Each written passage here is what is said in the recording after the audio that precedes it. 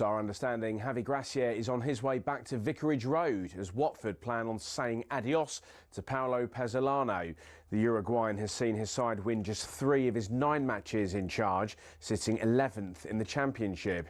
But legendary club captain Troy Deeney told us he rates Gracia highly. Great guy, great coach. Also very good with man management, understands people really well. Be interesting to see who he gets to bring in with him as coaching staff. If they got the same coaching staff, all complemented each other really, really well. Meanwhile, Jermaine Defoe's told talkSPORT he'd be champing at the bit to join Steven Gerrard at Rangers.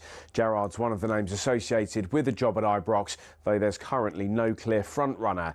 Defoe's told us for whoever does come in, it won't be a straightforward job. It's almost like earning the right to play. Before anything else, you have to run, you have to work hard, you have to graph. All the things that people nowadays, for some reason, don't speak about. You know, I keep saying it's a different beast up there. You know, I was always told, if you come second, you might as well come last. Our latest understanding is that Sean Dyche is not interested. Speaking of managers, Wayne Rooney's admitted to talkSPORT he's in no rush to get back into the dugout. I'm happy doing what I'm doing. I'm still learning in the punditry world as well and trying to get better at that. And yeah, I'm happy and get to see my kids play more and not the pressure of managing. Listen, and if something, the right one comes up, which after what's happened in previous jobs, I very much doubt it.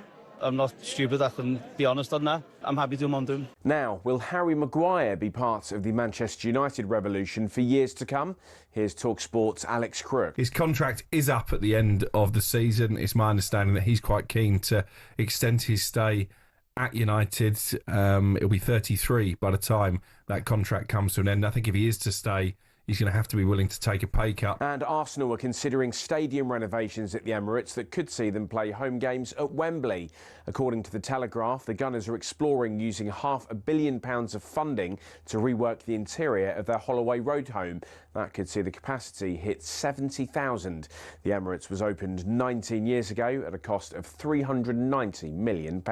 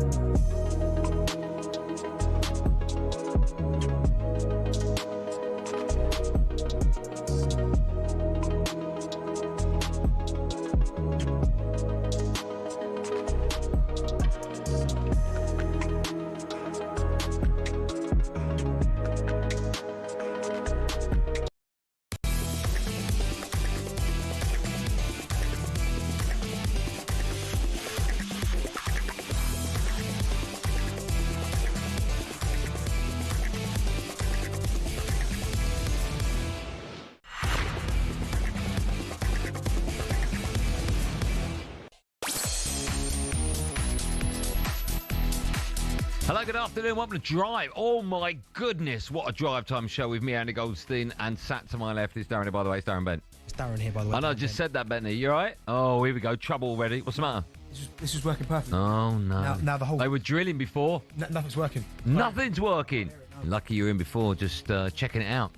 While Darren does that, let me tell you about our show. And by jingo, we've got a show for you today. We really do. We'll be asking how much you'd be willing to sell one of your side's games for as UEFA announced a La Liga and Serie A game will be heading overseas. Oh, that's going to be terrible. Then, we're going to be joined by our first superstar guest, Coventry City Gaffer, England's superstar, Chelsea legend Frank Lampard on our show for half hour.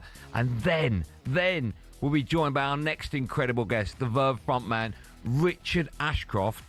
Will be joining us in the studio to talk football, to talk music and to play a live session. How about that? That's incredible. We've got all of that, plus we'll find out what Jermaine Defoe has been saying about our very own Darren Bent. And of course, there's always time for the best of talkSPORT. And in case you're a Rooney listening, there will be no Googlings today. This is Drive, this is talkSPORT. You can get involved. 03717 223344. We'll have a bit of that. Yes, we will. Oh, yeah, what a show. What a show. I'm very excited about that. Joe, just a quick one. My jack doesn't work at all. Okay. At all. Well, we'll sort that. You can just leave it for the time. I can't take the Legends. I can't take his. Do you know what I mean? No, the Legend's sitting here. Oh. You can take that one. Is it yours? Yeah. It's absolutely. You can take mine, man. That's absolutely fine. Hey, I'm good. I'm excited about the show today. I mean, it's days like today, you feel lucky, don't you? We're lucky, man. Yeah. Yes, you do feel very lucky. So Super Frank Lampard will be joining us in around about 20 minutes' time. We've got him for half hour. Yep. He's such a lovely fella, Frank. He said, how long do you want before? And I went, half hour? And he went, yeah, if you want. How nice is that? I mean, it's flying. So that's It's great. always nice though. When I always think you're more approachable when things are going well.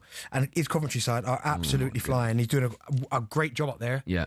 Obviously, I'm quite close to the club considering my son's there. Sure. Does it? Will he know about your son? I don't know, but do He you know will, he will in 26 minutes. yeah, I'm about to Yeah. drop that in. But yeah, what a show today. Looking That's forward going to be great. And then we've got, of course, Richard Ashcroft in the studio. Yep. We're set up. If you're watching on YouTube, by the way, today's the day you probably want to watch on YouTube. Yeah. Because not only will you see my unbelievable hair, and well, Bent is here, but when Richard plays live in the studio, what's nuts about this? They've been setting up the guitar and the mic and the seat and everything.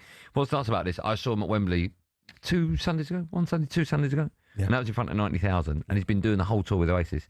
And now his audience in the studio, apart from the millions listening around the world, is 2. It's you and I in here, which is a little bit nuts. See that guitar, right? Yes. So I'm guessing it's worth a fair bit. Yes. Why is it just sit on the box, stays in storage? Well, because they forgot the guitar stand. I'm not meant to say that, but they forgot. No, but my point is, is that guitar one that he carries? Is that the only one he plays? Well, or is he... I'm led to, we'll ask Richard this when he comes in, but I'm led to believe there's 2. And that might be the one where all his hit songs were written on. Oh my goodness! Yeah. So that's not going spare. It's one. Well, if we lock that door, you and I can stick it on eBay. There's a buy it now price of about £500,000. That was my point. Is that so can spare that? Yeah. Now, No, it won't be going spare. To Andy and Darren, drive time. Up on the wall. Up on the wall, yeah. That's not going to happen. Yeah. So this is that show that you do not want to miss. I'm very excited about it. All that is coming up a bit later on. But we're going to start off with news that broke late yesterday, and that's that UEFA have approved matches, this is terrible, to be played abroad. So how much would you sell one of your side's games for? Left footed ball, Rashford, 1-0 Barcelona. UEFA has approved Serie A and La Liga, the games to be staged abroad. La Liga wants to stage the scheduled December meeting between Villarreal and Barcelona in Miami, Florida. For 26-27, more money will be going into football in this industry. I'm telling you, the Premier League, you know they love a dollar. It's an inevitability. The Premier League may well follow suit at some time. Yeah, UEFA have said that it has taken the regrettable decision to allow 2 European League matches to be played abroad. La Liga clubs Villarreal and Barcelona, they're now set to face each other in Miami in December. This is all happening, by the way, in what will be the first European League fixture to be played abroad. Then in February, AC Milan's Italian Serie A match against Como will be played in Perth in Australia. UEFA have said that the decision will not set precedent for other matches and have only approved it because there is no legal framework to stop it happening. We're going to take calls in this, obviously, 0371 722 3344. AC Milan against Como in Australia. I mean, to me, in February, that just is insane, isn't it? Yeah, it's nuts. Absolutely nuts. But it's the thing of just, it's the way things are going nowadays. Do you know what I mean? All clubs want more money. They want more revenue. They want more ways to spend the money that they're earning. Yeah. And if this is one way to generate a lot of money, then they're going to do it. Would I like to see it happen to Arsenal? Probably not. But if it had to, I hope it, and this is no disrespect to any team that's in the Premier League, but I wouldn't mind if it was a lesser fixture. Like who? Like one of the lesser sides. Like who are you thinking? Okay, great club. But if Arsenal playing Burnley, right, I wouldn't mind if they went to... right, if they went to Perth. But I still think, I always think for the fans, but... What about the players that are travelling? I know, but we're talking about the players now, are you? No, you're worried about the players. No, it's fine. No. If I was you, this would be all. That's fine. No. £300 a week, they're fine. No, I'm talking about not necessarily the wayfare, their welfare, excuse me. But if you're, like this season, right, you're probably now favourites for Premier League. Long way to go, but you never know. If you get to February and your team in a week has got to fly to Australia, play a game of football and fly back. Yeah, it's mad. It's crazy. But my only thing is, and we were talking about it in the meeting, if it meant that your side could sign and maybe had an extra 60, 70 million to sign on a player, then I'd be a bit like, maybe that's the way forward. But I always think about... But what cost? But this is the problem. I think about the fans that paid their money for the season tickets that are now losing a home game. Do you know what I mean? Potentially if it's at Arsenal at a home game. And things like that. And I've played pre-season tours away from England, obviously. I've been to Hong Kong, which was fantastic, by the way. I've been to the States. I've been to European countries as well. And the atmosphere is always bizarre. Like when you go, and I get it, they support it from afar away, but you never ever generate that same atmosphere as you would at the Emirates. So again, it all comes back down to money, doesn't it? Would I like to see it? no, I quite like the fact that the Premier League is here. I like it, but if they're going to start shipping it, and it's only a matter of time. Look at the NFL; they've been doing it for a while. I think baseball does it now. They come over here and they play at West Ham Stadium. NBA been doing it for a while, for years. NBA been coming over here and having international games, international series. It's just it's a sign of things to come. Terrible. It's a sign of things to come. I think you'll lose home advantage. Yeah. That's something you got to understand. You've got groups of fans that I've been to every home game since 1942. That's going to disappear. Yeah. And also you won't get the football fan going to these games. Let me tell you now, if you've got a game, which one was I talking about? If you've got a game in February in Australia between Como and AC Milan, you ain't going to get proper football fans there. You might get football fans. I think Australia. You're going to get hardened football fans going. No, but I think you'll get a really good portion of real football fans. But literally, you're never ever going to generate the same atmospheres here. No, of course you're not. No, like when I've been to NFL games over here, it's not the same. See, what you've got to remember, right, is you're saying it wouldn't bother me if Arsenal Burnley was played in Miami, right? But as soon as they get that one over the line, right? Oh yeah, this season Arsenal, then all of a sudden you get £50 million, right? Now you've ticked that box and it's happened. So you've played that game abroad. Yeah. Next season, it's like 100 million. We could get two games. We could get Arsenal, Man City in Saudi. Yeah. 200 million. Then what are you going to do? No, but the problem is, right, and I 100% agree with you. I'm saying I don't want it to happen, but if it was to happen, I'd want it to be a lesser fixture. I know, but that won't happen because of the audience. Of course, I get that, right? But you're right. They're going to have to. The money's going to have to be so astronomical that the football clubs and the owners are going to be the ones making that decision. So player kind of welfare, the manager, they'll have some kind of say, but the owners are going to say, well, hold on, if we're getting 100, 200 million for this, you're going. Regardless. No, I know that. Remember at the end of the season where Spurs had horrific injuries and the day after the season finished, they went to Australia. Yeah.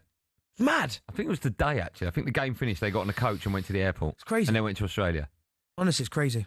It is nuts, right? But it's the beginning of the end. They've allowed this to happen. It's the beginning of the end. The only thing I could think of, right, is that the Premier League generates so much money that we don't necessarily have to do it.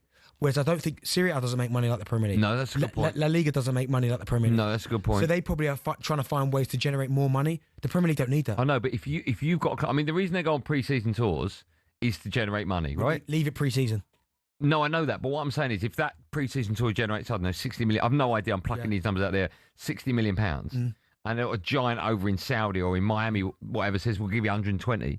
Every owner of every club will go, yeah, okay. My only thing, right? The only game I would be like, okay, if it has to go, would be the Community Shield. Yeah, I don't mind that. That's only friendly. One. Yeah, friendly, but it's like a showpiece friendly. I don't mind that. You're going to get two good teams playing in it, so that I wouldn't mind. But I don't want to see league football. I don't want to see FA Cup games. I don't want to see League Cup games. I don't want to see Champions League. Let me ask you this. If it's, and this is one of the questions we are, if it's going to generate lots and lots of revenue for all football clubs in the Premier League, if you are a so-called smaller club like Burnley, are you happier that these games would happen so your club can generate more money, thus you've got more chance of bringing in bigger names? I don't think so, because I've played at Burnley a few times and their fans can be hostile. So they're quite tribal, their supporters. Yeah. And also as well, you've got to think... I know, but Burnley can't compete with Man United or Man City for money. Yeah, I understand. Well, so you think, will their supporters be happy because of generating more money? I don't know if they would. And also, Burnley, I know under Sean Dyche they were, but they're only trying to now establish themselves back as a Premier League side. So they need every advantage they can get. Do they really want one of their games going? Okay. We'll take calls. We're taking your calls now. How much would you sell one of your side's games for? Do you want... I think it's inevitable. I think it's going to happen. But what do you make of it? 03 717 223344. If you just turn on your radio, here's what's happening on today's show. In 15 minutes' time, Super Frank Lampard will be joining us live. The Coventry City Gaffer, of course, top of the championship. He'll be joining us live for 30 minutes. And then when we say goodbye to Frank, we'll say hello to Richard Ashcroft, who'll be in the studio having a chat with us about all things, obviously music and football. He's a big Man United fan. And if you watch it on YouTube, we've set up a microphone and a chair, and he's going to be playing acoustically for us as well over that hour. Frank Lampard, Super Frank, Super Richard Ashcroft as well. And your calls when we come back. This is one drive time show you do not want to miss. 03 717 223344. Dial that. You could be on it.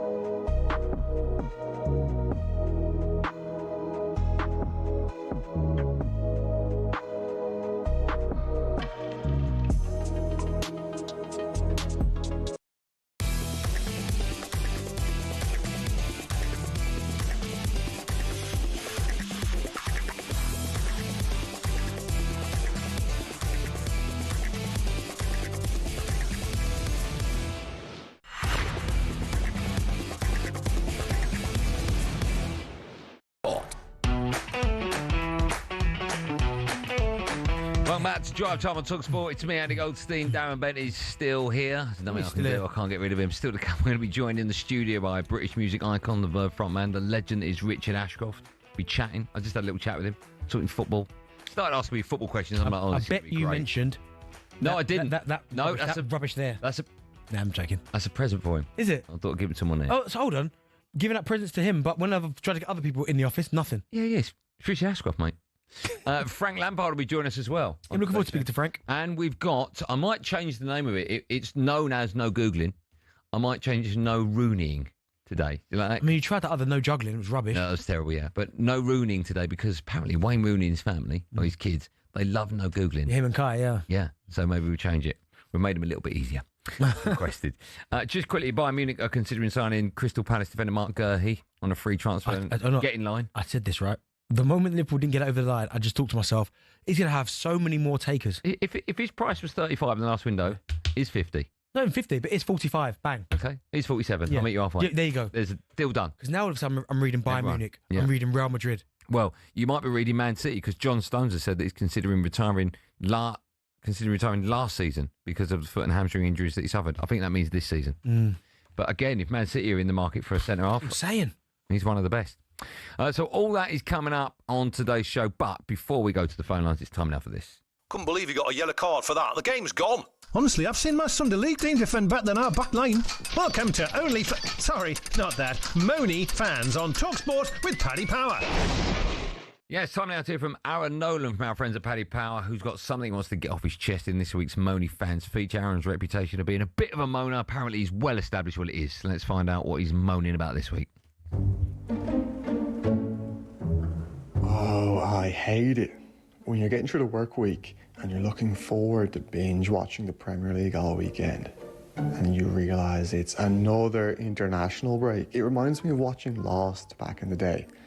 You wait all week looking forward to the next episode of Lost and it turns out to be another useless filler episode set in a dream or a flashback. That's what the international break is. No one cares, no one wants it. It just extends the football season. And just like Lost, I don't know where my players have gone to. Flying around the world playing friendlies and qualifiers. I just hope my team's players get back when they're picking up a knock. So we've got something we want to get off our chest as well, but we will moan a bit later on. So make sure you join us after 6 p.m. You can find out what our moan is about. Moany Fans on talkSPORT with Paddy Power. Super Frank Lampard joins us in about 7 minutes. So, you know, see, my dog is Super Scooter Frank. No, he's not. Scooter Frank. What do you mean, no, he's not? He is. That's my dog's name, Scooter Frank. No, you thought he's Rat. You're fine. Mine's still alive. But we're taking your calls. Would you sell one of your side's games this season? It's happening. 03717 223344. Is it Reno? Reno joins us. Hello, Reno. How you doing? I'm doing well. Hello, guys. Nice to talk to you. Likewise. Yeah, you got the name right. You pronounced it brilliant. Well done. Normally it's Rhino. Right, okay. Well, I'll tell you now. I'll give us a little secret away. It's phonetically written R-E-E-N-O, Reno, it says. So I'm glad someone somewhere down the line has managed to do that. But lovely to speak to you, Reno. How are you? You well? Cheers. Yeah, no, I'm great, mate. Look, I'm an Arsenal season ticket holder, born and bred at Highbury. I'm sort of 71 years of age. So my first game, 8 years of age, 4 years of age, when I went with my dad, my granddad, 5 generations of Arsenal. We're not the prawn brigade, you know. We go week in, week out. I take my son, my grandkids, and I've been saying for a couple of years this was going to happen. You listen to the American owners, they've been saying they want it to go global. They want it played in Australia, Dubai, China, and that's what they're going to do. And I won't say the name because you won't like it, but I've got my own football blog, and I've got over 55,000 people that listen to me, both my age. And when I said this a couple of years ago on it, everybody, all the fans were saying, it won't happen, you're talking rubbish. And I said, guys, it's going to happen. You can listen to the American owners, what they're saying. It's going to go global, and they're going to take our football, regretfully, they're going to take it from under our feet, and nothing we can do about it. Reno, if your side Arsenal have to play a game in Saudi and they play Burnley and it generates the club just for that weekend £150 million, so it means you can effectively attract the biggest and best names in football to your club. Is it worth it? The problem you got there, and of course, you know that if you don't do it, you're going to be left behind. So you've got to do it. But once they do it once, the facts of the matter are, life is life. They will do it 3, 4, 5, 6 times a year. Yeah. And once that, so you're on a slippery path. That's the thing, Reno. That's the thing, though, and it's a great point he makes, because you are right. Once you do it once and they generate money, because the money's going to go up and up. It's like, how did they entice people to take the Club World Cup seriously? The winners got, what was it? 100 million? Yeah. For the winners. So all of a sudden, more than that, wasn't it? Was it more than that? But all I remember is the owners. 150, I think it was. Like, oh, here we go. Do you know what I mean? So I think now, and then I heard maybe we should do it every 2 years. Do you know what I mean? It's all of a sudden there's going to be no breaks in the summer periods. No, you have a week off. But if this first one, say Barca and AC, whoever it is, AC Milan, and when they go over to Perth and that, if it generates loads of money, English owners are going to be like, of course they will. Here we go. Jump on it. Benny's a Sunderland fan. Hello, Benny. Hi, how are you? I'm good, man. How are you today? Thank you. All well, all good, thank you. Good. First, I want to thank Benty for his service to the club, because he did very well for us. Thank you very much. Appreciate that. I do collect quite a lot of Sunderland shirts. So for a charitable donation, and if you want to send me one, I'm very happy to put something to the foundation. Okay, let me. Hold on. He has a history of agreeing to charity stuff. No, there's no history. You have, and not saying that. Once. Ben, if you want to send me one, I'm happy to do a donation to the Foundation of Light. That'd be lovely. If I can find one for you, I will, because I was looking the other day and I can't find any shirts I played in. We'll have a look. Benny, what would you want to say? I don't want to rush here, but we've got so much to cram in today. No. So my main point really was, you discussed about 120, 150 million. For a club like Sunderland, we've just taken well over £200 million in excess to get promoted, to get into the Premier League. Now, again, if we're going to lose a game at home, and we need 3 points to basically stay up in the league, and we're losing the home atmosphere and so on, which is so vital to us, we could get relegated. So in hindsight, 100 million or 120 million isn't really worth it. So the value you're talking about actually isn't the right figure. You're talking about 200 million, 200 No, but that money that you would take you would generate 150 million pounds to bring better players into your club to have less chance of going down, right? Yeah. Sure, but again, if you're going to take relegation or the 150 million, you're not going to go out of the Premier League, are you? No, of course not. Do you know what's funny there, Benny, as well? And you know what's mad is that probably Newcastle and Sunderland would probably carry 20,000 over there anyway. I mean, they're that passionate. Yeah. Do you know what I mean? So they go, away day. Newcastle fans and Sunderland fans. When we have more time, we'll have more in-depth chat about that. I think, it's definitely a conversation that's going to be had more than once. A reminder, still to come, we're going to be joined in the studio by British music icon, the Verve frontman, Richard Ashcroft. We're going to be chatting football, chatting music, and of course he's here, he's set up, ready to play for us as well. But first, it's time for no Rooneying. Yes, no Googling, no Rooneying, because Wayne Rooney complained last night, about the difficulty of the no Googlings. We've toned them down a bit. Well, I mean, it's sort of about you, Wazza. We want to know, who is the non-English player that Wazza played the most games with throughout his career? So Carrick and Ferdinand, they're the top two. Yeah. Who's next on that list, non-English? All right? Yep. The answer to that, Richard Ashcroft at 5. And when we come back, what a show this is. Super Frank Lampard live on Drive.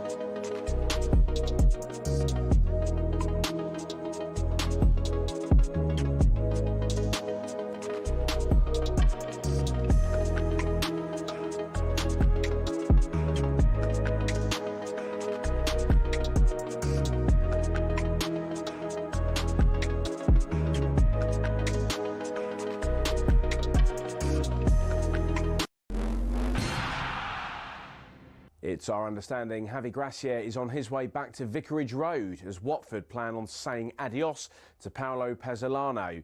The Uruguayan has seen his side win just 3 of his 9 matches in charge, sitting 11th in the Championship.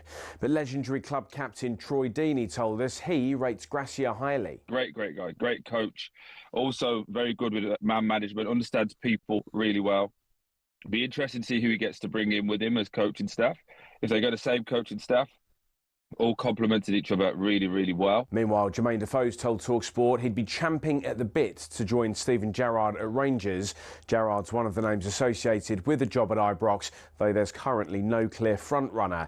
Defoe's told us for whoever does come in, it won't be a straightforward job. It's almost like earning the right to play. Before anything else, you have to run, you have to work hard, you have to graft. All the things that people nowadays, for some reason, don't speak about. You know, I keep saying it's a different beast up there. You know, I was always told, if you come second, you might as well come last. And Arsenal are considering stadium renovations at the Emirates that could see them play home games at Wembley. According to the Telegraph, the Gunners are exploring using £500 million of funding to rework the interior of their Holloway Road home. That could see the capacity hit 70,000. The Emirates was opened 19 years ago at a cost of £390 million. Get more on that at talksport.com.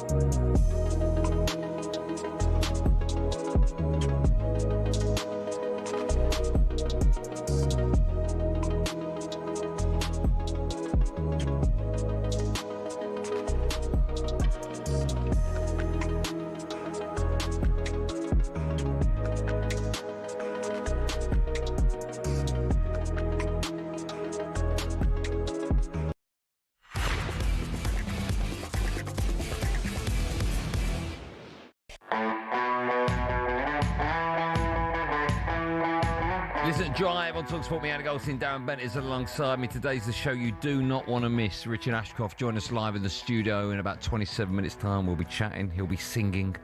He was just in that last break. He was doing a little rehearsal. Oh, my goodness, you don't want to miss that. Before the break, I asked the no Googling or the no Rooning question for today. Who's the non-English player that Wazza has played the most games with throughout his career? Antonio Valencia? Who? Valencia? No. Fullback? French? Evra. Yeah, Patrice Evra. Right. The big names continue on our show because we're delighted and honoured to be joined by this man.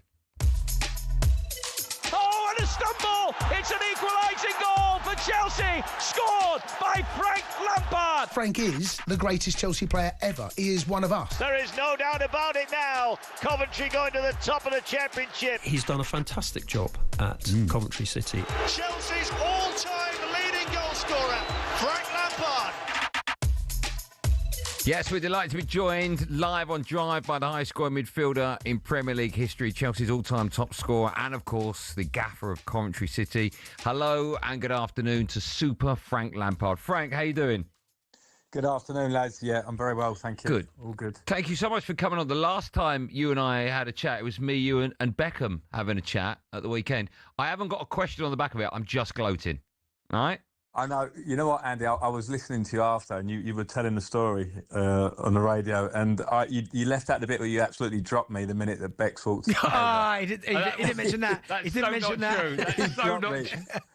He was being so lovely. It was all great. Come on the show, we'll have a chat. And then Bex walked over in his tanned leather, and Andy just went, nope, move on to the next one. Frank, that did happen. Sounds like you, that. Frank, I'll tell you what did happen, right? I'll tell you what did happen. While we were chatting, I just felt this huge bead of sweat start at the top of my forehead and slowly start to make its way down.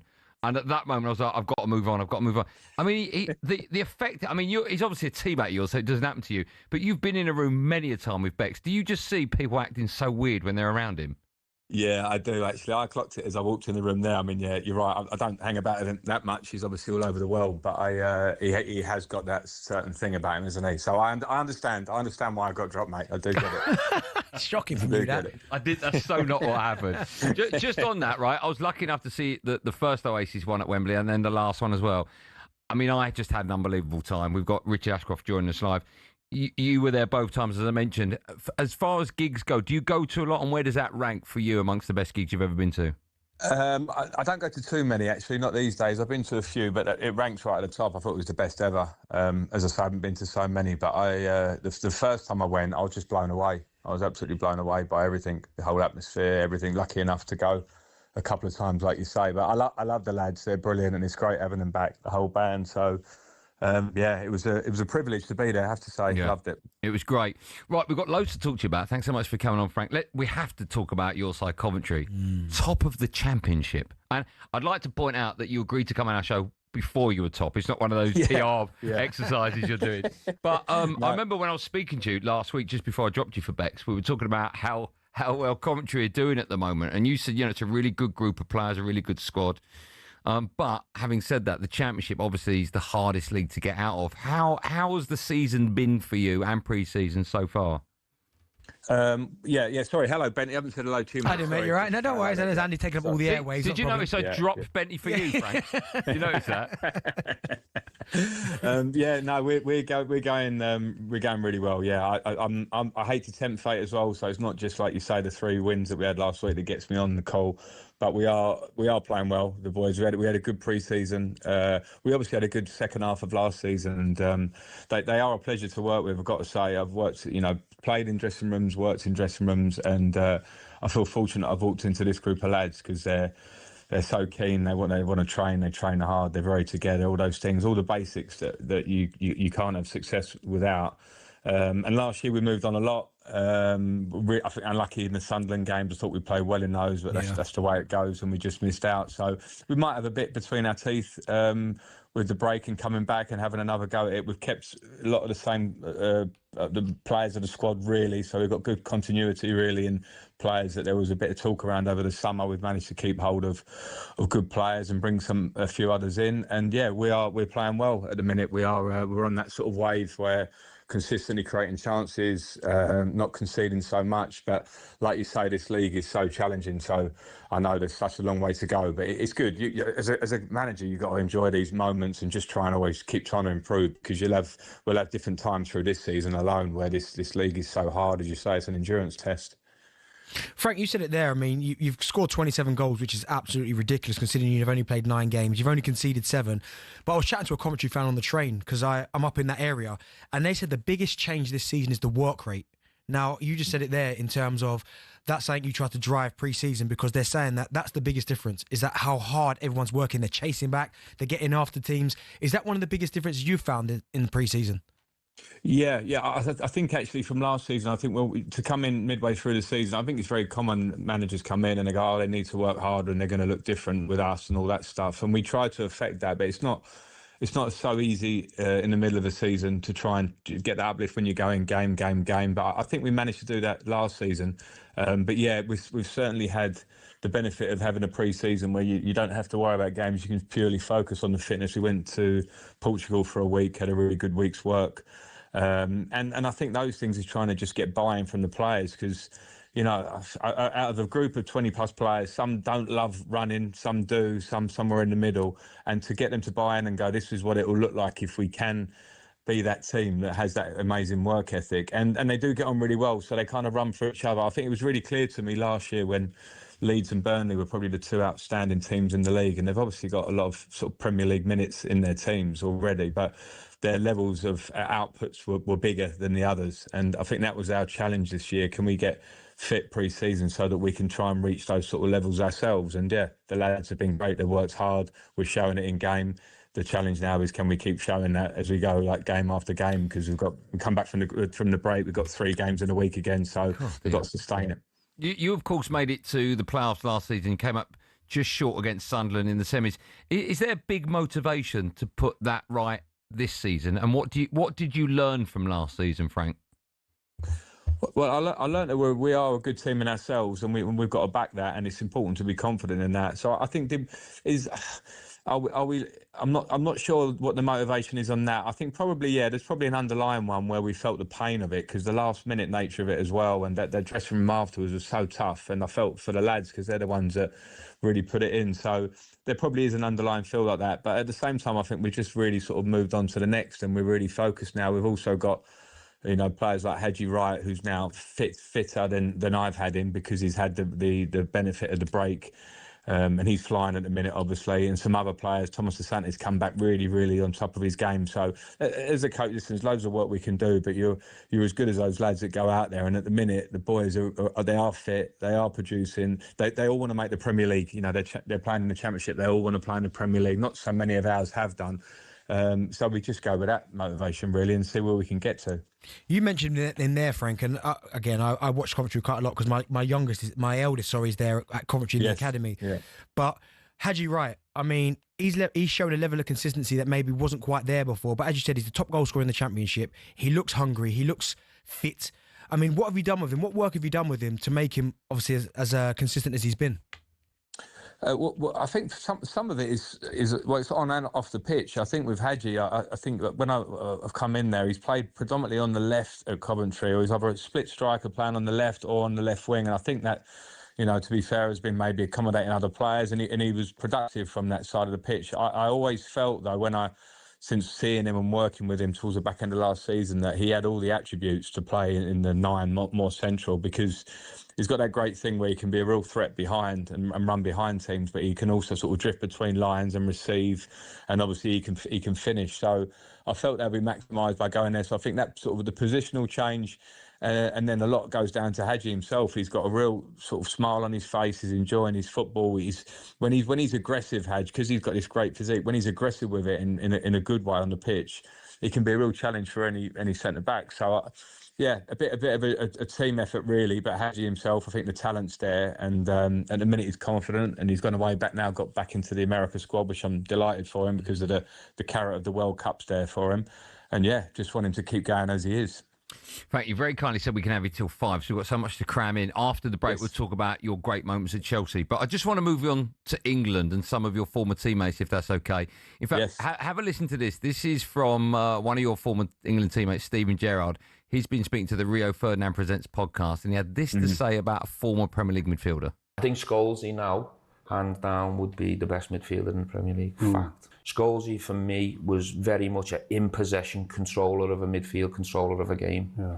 Can switch the play. You get close to him, he could pop it round you. He can play the outside of his foot. He can switch the play, score important goals, make the last pass. He would have everyone terrorised. I think it's fair to say, whoever you speak to, everyone will either say it was you if you're a Chelsea fan, Gerrard if you're a Liverpool fan, and obviously Scholesy if you're a Man United fan. Now, you can't pick yourself. That's unfair. But I would pick myself, by the way, but you can't pick yourself. But what do you make of what Steven said there? I mean, it was always the question about Lampard, Gerrard and Scholes, that debate. But what did you make of Paul Scholes as a midfielder? Incredible. I'll just reiterate what Stevie said there. I mean, my experience with Scholes, he was just coming through as a young lad at West Ham, and he was obviously that bit younger at the time, and he'd arrive in the box a lot. And I remember him just running off the back of me a couple of times at Old Trafford specifically. I was there, and sort of like 1 minute you got him, and then he'd arrive and he had this amazing quality. And then to reinvent himself and play deeper.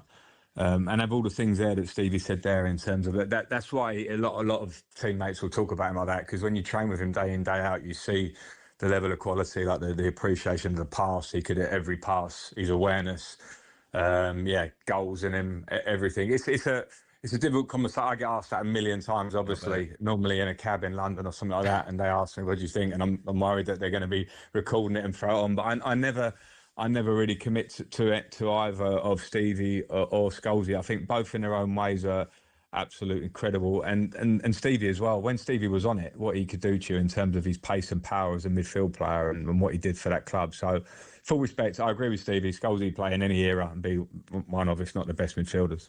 Frank, what do you make of the current crop of England midfield players? Because something that seems to have obviously divided the nation, is certainly a topic of conversation, is the balance of this three in midfield with the Declan Rice. Is it obviously Calvin Phillips for such a long time, Jordan Henderson, Cole Palmer? I mean, what have you made of this England midfield, and who would be your three? Well, I don't know. I mean, that's for Thomas because he works with them. But I get the question about the balance because we do have the issue of lots of players that maybe for their teams are playing you can see them as 10s or 8s, and Thomas will be trying to find his right balance in themselves. I think Declan Rice picks himself because he's such an outstanding talent and what he's done, deservedly so, and he's an all-rounder. Finding the right player to play in the 10 is a difficult one. I think Anderson's done really well coming in and playing and giving a nice balance and something new for us to see, and you kind of go, could that feel right? I understand Henderson being there for what he gives to the group because those things are huge on and off the pitch, and I think he's playing really well, to be fair, at the minute as well. So I think Thomas is probably going to have a look at that over the course of the next months towards the World Cup and see what he feels. So it could all change, Bentley, I think, but you can't. We've been in this conversation in my day a lot about finding individuals and who do you pick. Working on this side of the fence now as a coach, I know that you sometimes have to make the hard decisions to get that balance right for the benefit of the team. So we'll have to see how that one goes. Frank, we're going to have a little break. Before we do you remember beating Spain 1-0, obviously, for England? Yeah, at Wembley. Yeah. At Wembley, was do it? you remember you scored the goal? No, honestly, this can't. Do you know what? Didn't even know this was coming, but yeah. do you know what I'm alluding to? Because Benny, every day, Benny comes in and he says, that should have been my goal. I'm like, just let it go, Benny. Like, Benny, tell me the details. I'm only going to a break, but did you get a nick on it? I can't remember the exact. Yeah, no, listen, I headed the ball in, it hit the post and was going across the line, and you doing what all good midfield players should do and tap it in the empty net. I think it was spinning back out. Yeah. It had to be hit, right? It had to be hit. Yeah, it had to be done. Good goal. Right, listen, stay there, Frank. We'll come back. We'll have another 15 minutes with you. And then after that, from 5 o'clock, by the way, Richard Ashcroft live in the studio. This is some drive time show you do not want to miss.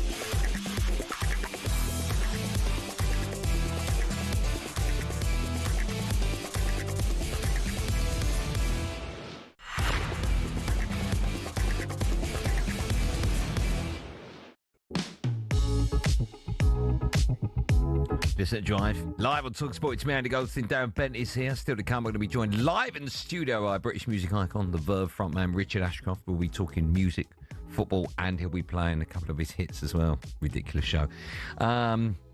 Now, we're still joined by Chelsea's all-time top scorer and Coventry City gaffer, Frank Lampard. Frank, are you there still? Yes, I'm here. Okay, now, Frank, listen, I don't know if you know we were going to do this, but before we get stuck into your time at Chelsea, we've actually had a message sent in for you from another superstar who goes by the name of Noel Gallagher.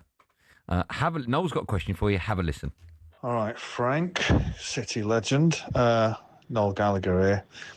I was just wondering, would you be able to share with Andy and Benty the story about the case of mistaken identity that you had with the famous celebrity at one of the Oasis shows at Wembley recently, and tell him the full story. Don't tell him half the story. No, I have no idea what this is. Oh, no, this is horrible. This is so bad. That's why we want to hear it. The minute you said Noel Gallagher, I knew it was coming because he pulled me on it.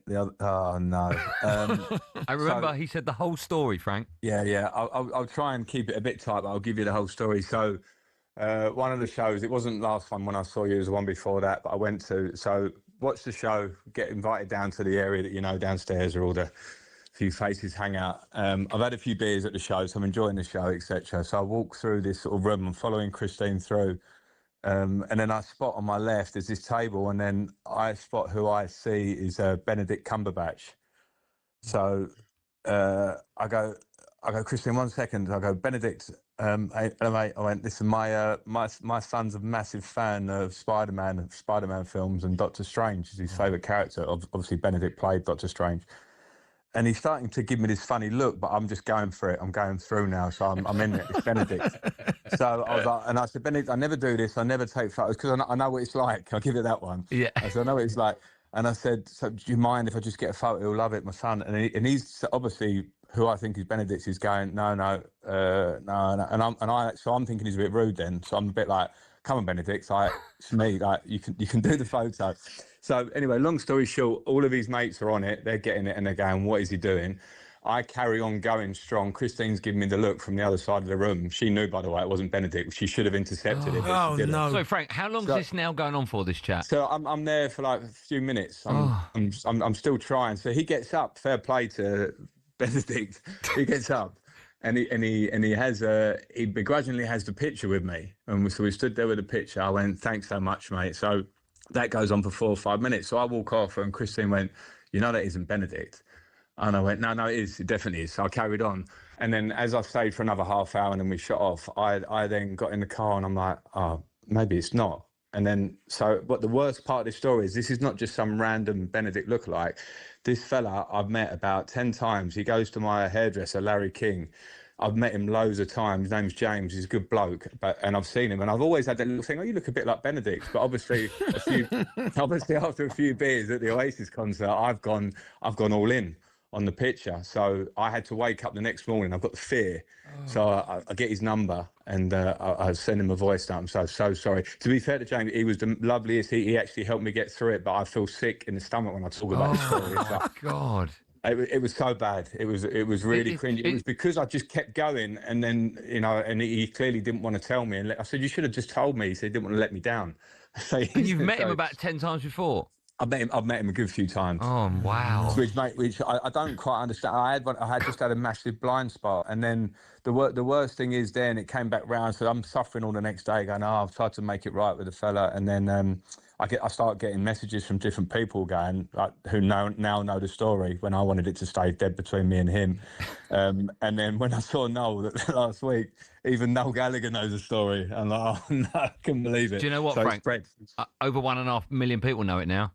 I know. I don't mind. Maybe this is like, I don't know, there's some sort of therapy will get me through it. Get me out. Benedict listens to it, so maybe we can put you two together. I don't think I ever want to see Benedict. I don't want to see anyone. Okay, yeah. Fair enough. That's a lovely... How nice of Noel to drop you in it as well. Oh, yeah, it's great. It's lovely of him. Yeah. Very nice. Yeah. If there's a story you want to share about Noel, feel free. Have a think about it. I don't think I've got any. I can't come back to that. Not for radio. Listen, we've only got a couple of minutes left with you, so we have to talk about your former side, Chelsea. a massive win over the weekend against Liverpool. Do you think it came at the right time? Was there pressure mounting on Maresca, or is it so early in the season for anything like that to happen? I think it's early in the season, and I think it's the nature of the job at Chelsea or any major club. Like that, the intensity, scrutiny is so big that you can go a couple of games. I mean, I've lived it a bit myself, and you have to put that to the side to manage a club of that size.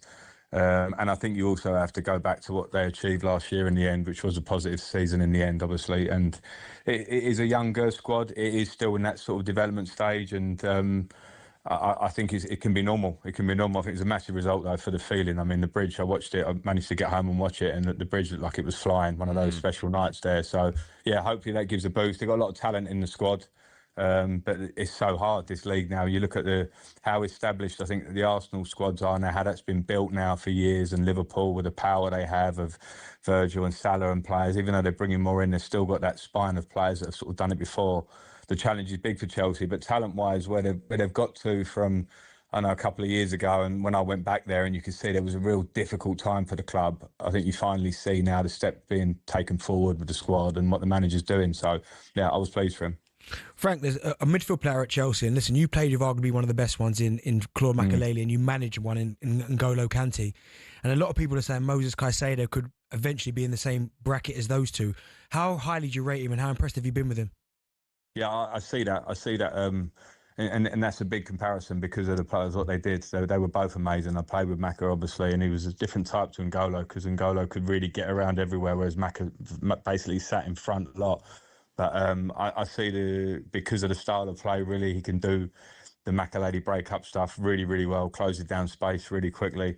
And now he's shown, I think, last season and this, that he's got the sort of Kante bits in his game because N'Golo could do that. He could arrive at the edge of the box and score. So, yeah, he's still a young player, really growing quickly within the group. And I think, I think it's a fair comparison. And if he can, what he's got to do now is just churn it out consistently for next season and hopefully try and win things with Chelsea, more things. And, it makes sense. He's doing really well. Yeah. Frank. So it can happen to the best of us. Thanks so much. I hope that story's all right, because when you live a story like that, it's horrible. Maybe people listening might go, that sounds average, but it was so bad. Thanks, Noel. Noel's done me up there. Listen, it flew by those 30 minutes. I didn't even get a chance to talk to you about the 2008 Champions League final, which I really want to talk to you about. Frank scored it, though. He scored. Yeah. Frank, at some stage, I'd be honoured if you were to come into the studio and have a proper chat with me, or more of a chat. That'd be great. But in the meantime, thanks so much for your time. Really appreciate it, pal. I'll do that, lads. And you have my word. The next time I see you and I'm chatting to Bex, I'll turn my back on him. All right? You have my word. Frank, you're a superstar. So appreciate it. Really appreciate it. Nice speaking to you both. Man. Cheers, Frank. Thanks, folks. There you go. Bye-bye. Super Frank Lampard. Legend. It just went so quickly. Rapid, don't it? Yeah. Great story, though. Yeah. Good work, Noel, for throwing him under that bus. Right, when we come back, the huge names continue live on Drivers in the studio for the next hour, playing live and having a chat, all things music and football. Richard Ashcroft.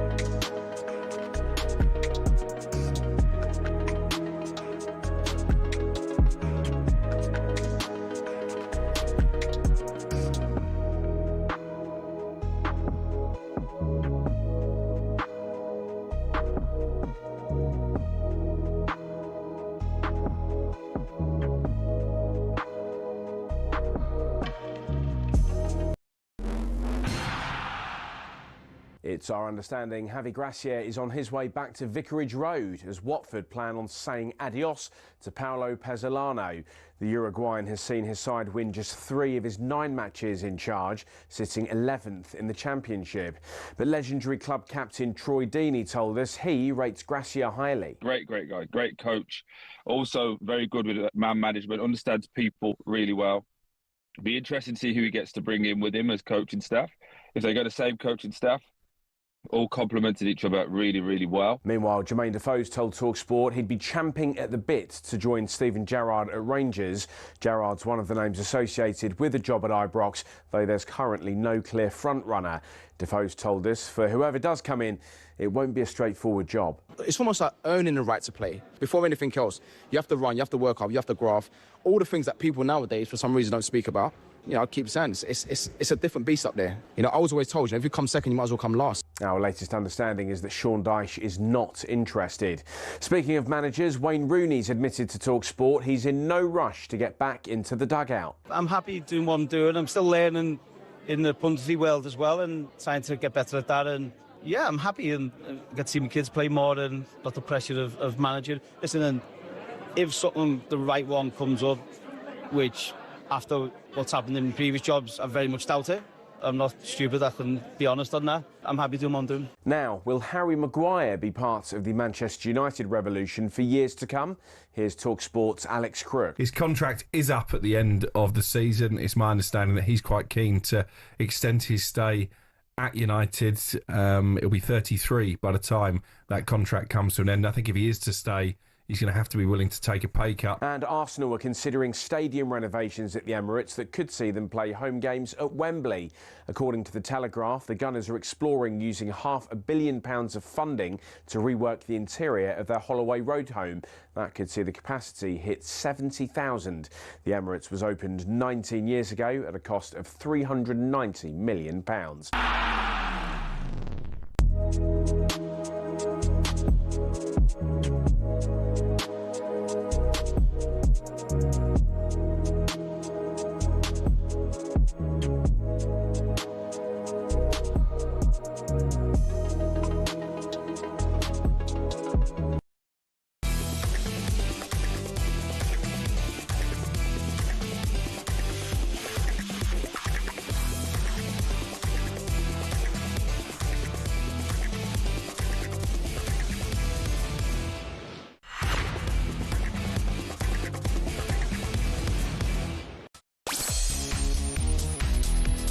Welcome back to hour number 2 of Drive Time on talkSPORT. It's me, Andy Goldstein. The Housewives' favourites here is Darren Bent. It's Darren here, by the way. And I just said that.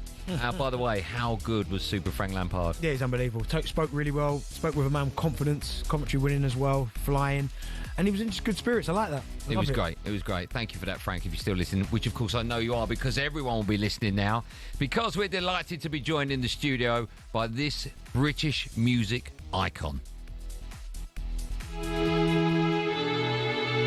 He's one of them, and they're one of us, our audience. We're together. My prayers are my songs. My prayers have always been my songs, really. That's the way I communicate. Every show's the Fans FA Cup final. That's the one they've got the ticket to. We're going to talk about Oasis and the big reunion. It is no longer maybe, it's definitely on. I'd love to have Richard there. He's amazing. The winner of Best Group, The Verve. And I've said it before, I have never had a bad review off a good-looking person.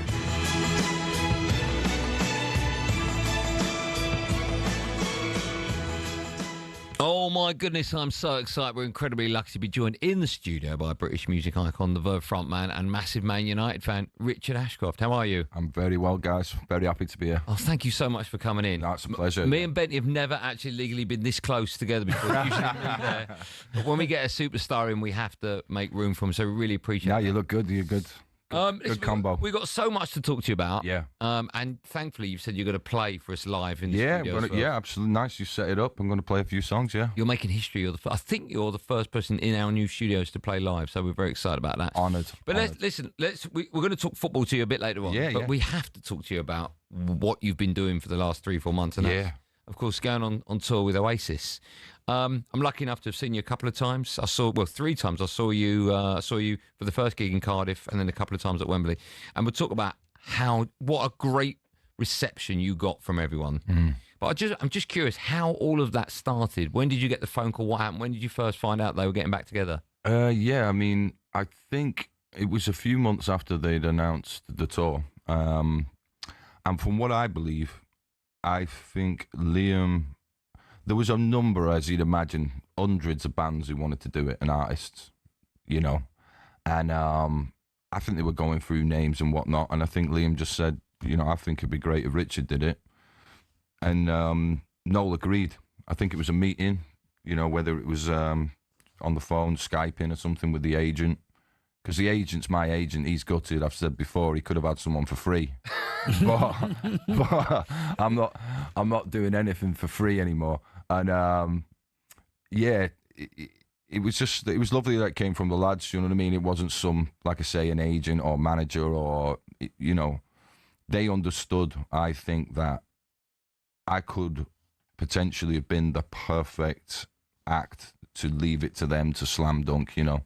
I'm like the Platini, I'm the pass-through, I'm the whatever you want to call it in basketball, you know, that laying it up for the slam dunk. And I think that's what I managed to achieve. And like you said, the reaction from the crowd is like, the last Wembley we did, 2 Wembleys were in the dark, and it was the first time I'd really seen the scale, because you can see the lights from the phones. And the shot, someone took a few shots from behind the stage, and it's like I'm headlining, it's like my show. And that's a real privilege. You know, I feel privileged that they did offer me that slot, because it's reawakened, because the crowd was so multi-generational. You know, you got to get your head around. I've been doing this for years, but there's a number of people there, that was the first time they'd seen me, you know what I mean? And now they're buying tickets to see me next year. And it's like full circle, really. Like, Oasis supported the Verve very early days. Oasis hit stardom real quickly, and then we're supporting Oasis. And then the Verve obviously did really well with Urban Hymns and became huge themselves. And then I've gone solo, and I think when you go solo, it's a tough, anyone from any band going solo, you're going to find it tough, especially if you've built up a band name, a label or whatever, a logo as big as Oasis or as big as the Verve. It's a tough thing. But I'm lucky I was the main songwriter of those iconic songs. They were my songs, a bit like they were Noel's songs for Oasis, but Liam was the singer. He was the guy who, you know, lent that incredible voice to them. So, you know, it's been a kind of long journey, but it almost feels like this summer is a catalyst for a whole new lot of momentum, not only for me personally and probably for Oasis guys, but the young people in the crowd. The amount of people I've met since those last Wembleys. I went down to Cornwall. Normally when I'm in Cornwall, you know, you get the odd person stopping me and that, but it's just like relentless. And so many of them been to the shows, because the shows are like 1.5 million or something we played to. You're always going to bump into someone, you know, who's been there. And the amount of young people telling me that they're now writing songs and they're going to college, music college, and this whole experience was like a real catalyst for them. I think that's a really exciting thing, that we could have that. Who knows? And we'll probably see this come through into the culture in like 3 years' time. Won't be like next year. No. It'll be 2 or 3 years when those 16, 17-year-olds have got their bands together.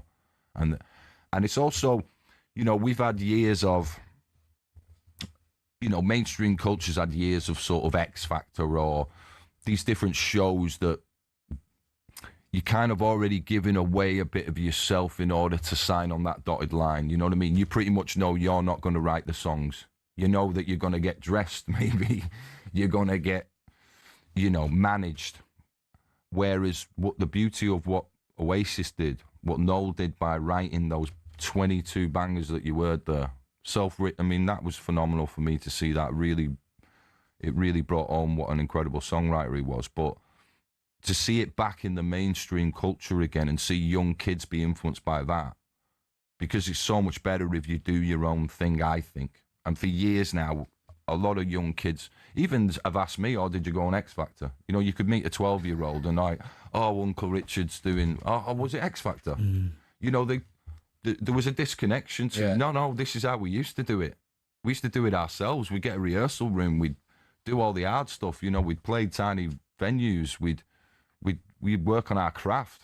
And we'd be individual. We'd wear what we want. We say what we want. There must have been moments for you when it was a sort of pinch me moment. As I said, I saw you. I don't know if you remember. I saw you at the last Wembley gig. And I did see you. Yeah, man. You were at the sort of the tunnel, and they were singing. I think it was "Cast No Shadow," which is the song they wrote for you, right? Yeah. That must have been a pinch me moment. Oh, totally. Yeah. It's incredible. It's such a great song. It's one of my favourite songs anyway.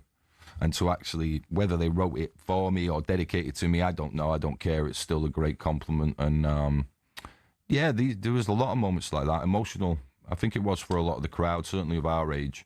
Because like I've said before, you know, you come into this summer as a fan, you know, and your life's moved on. You know, you've lost people, you've married, you may have kids.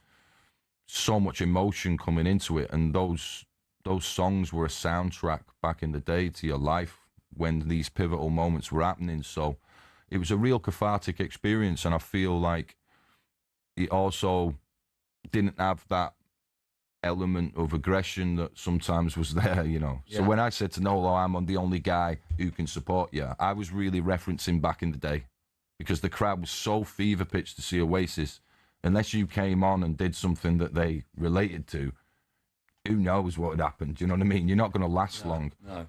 And that, again, was a massive compliment going on in Cardiff, knowing that these lot have been waiting for 16 years, all the hype, and I'm here doing my thing, and they're on in half an hour, you know. It's so the way that the crowd went for it, and those bittersweet symphonies were some of the greatest renditions of that song that I've ever done. You know, the crowd at Wembley and Heaton Park, the noise they were making was it was like life affirming. It gives you, because I think the thing is a cliche, you get to this age and you're kind of tailing off, you know, as an artist, and it's not true. There's always these ceilings put on you in life, and we're going to smash through it. You know what I mean? And this will be a catalyst for me, and whatever Noel and Liam and the band decide to do, which way they go, I'm sure that they're going to draw off this energy because it exceeded all expectations. I knew it was going to be amazing, but I wasn't prepared for that. No. Yeah. Just going back to that first time when you're on stage at Cardiff, okay, so, I mean, the expectation levels were just off the clock. Yeah. Right? And it was like you just felt you were in the moment of this was never going to happen again. And then all of a sudden the countdown's beginning. You get there in the afternoon. I got there about 3 o'clock in the afternoon. It's like everyone on the planet's talking about it. But you're on stage just before they're going to make that very first appearance after 15, 16 years. Yeah. It was insane. Did you see the boys beforehand? Did you speak to them? And how were you feeling on stage at that first gig? Yeah, I saw Noel before the gig, and yeah, he was just obviously, I don't know, he must have been nervous. He must have had slight anxiety, whatever. He wasn't really showing it that much, but were you nervous? I think it's like an adrenaline thing, and also, like I said, because of the dynamic, I'm kind of like thinking, you know, I want to justify the reason why I'm doing this, you know, and I want it to come off. I you know, the questions of, oh, you should have had this or you should have done that. I wanted to smash that, and so there is a little bit like that. Can I reach that peak? Because it's a short set. Can I reach those peaks within 40-something minutes? Can I do something that moves people in that space of time? And yeah, it just turned out that because our stories are so entwined, and luckily I wrote some songs that are quite iconic as well. It's just like, I just think it's incredible that the last note's a bittersweet finish, and then half an hour later, bang, you've got the intro and they're on, and it's, you know, I think it'll go down as like a legendary tour, you know, in years to come. Right now, it seems so fresh and close, and, you know, shout out to Bonehead as well with the news that he's going to receive some treatment, miss these next gigs. You know what I mean? It was amazing to see Bonehead on that stage. Yeah. Because he's, you know, no one underrates him. He's such a big part of the sound, and you know, he was phenomenal. The whole band were incredible. Liam, the way he had the discipline with his voice and looked after himself. His voice was amazing. Yeah. It was amazing. And Noel, you know, his leads. So I said to Noel years ago, you know, you're one of my favourite guitarists because I can remember what you play. You know what I mean? I can almost sing what you play. You know, when he was first learning, he come up with these amazing simple guitar lines, these solos and stuff, and they're just perfect for the song. And let me ask you, we've got you for an hour, yeah, and you're going to play some tracks for us. Yeah. You're going to play one now? Yeah, man. Okay. Yeah. I've been told your first track is Lucky Man. Yeah, Are you aware of this? I'm going to give Lucky Man a try. Okay. Yeah. So whilst Richard goes over to the stall that we've specially prepared for him, that I think we stole that from floor 14, and gets himself in place, going to pick up his guitar. We've got some guitar questions for you a bit later on as well. But this is the moment where if you've got the option to watch on YouTube, I suggest you turn on your tablet and you hit YouTube and you watch talkSPORT live. So we've got Richard Ashcroft with us in the studio. He's here till 6. Are you ready, Richard? Yeah, I'm ready, yeah. This is Richard Ashcroft with Lucky Man.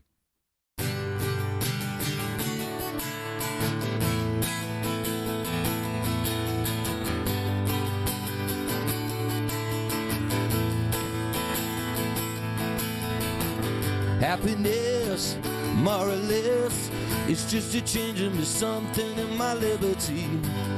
Oh, my. Happiness coming and going. I watch you look up and watch my fever growing. I know just where I am. And how many corners do I have to turn? How many times do I have to learn?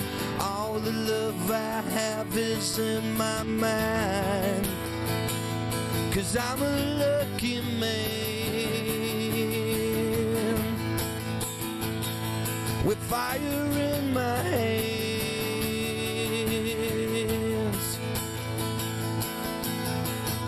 Happiness, something in my own place. I'm steady, naked, smiling, I feel no disgrace with who I am.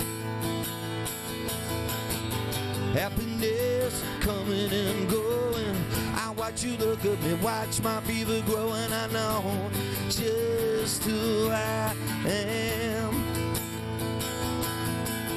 And how many corners do I have to turn? How many times do I have to learn? All the love I have is in my mind. I hope you understand.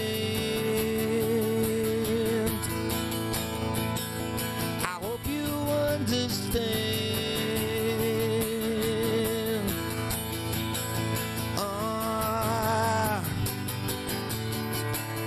Yeah,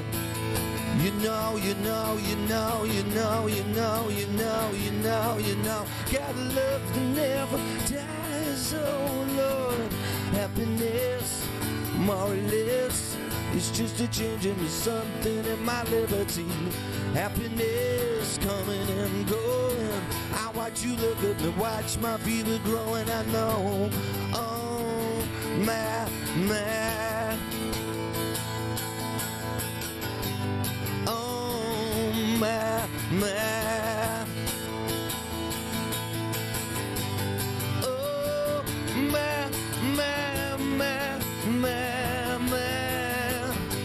Whoa, my.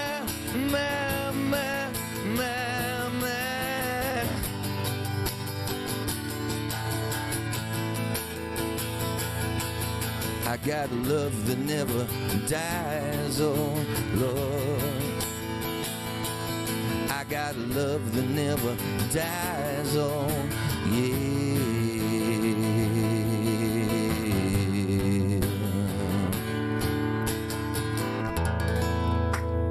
Woo! Thank you. Good work. More from the legend that is Richard Ashcroft right after this, live on Drive Time.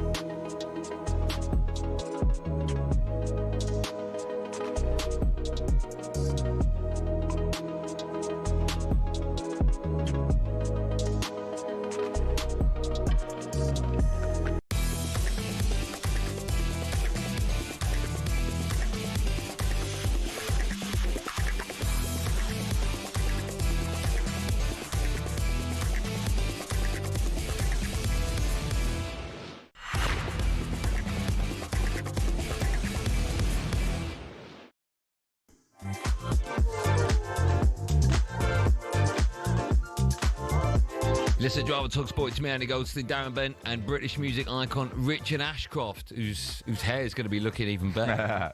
Got the paste. Got Goldstein's golden paste. You like it? Lovely product. Going to give it a go? High class product. It's high class product.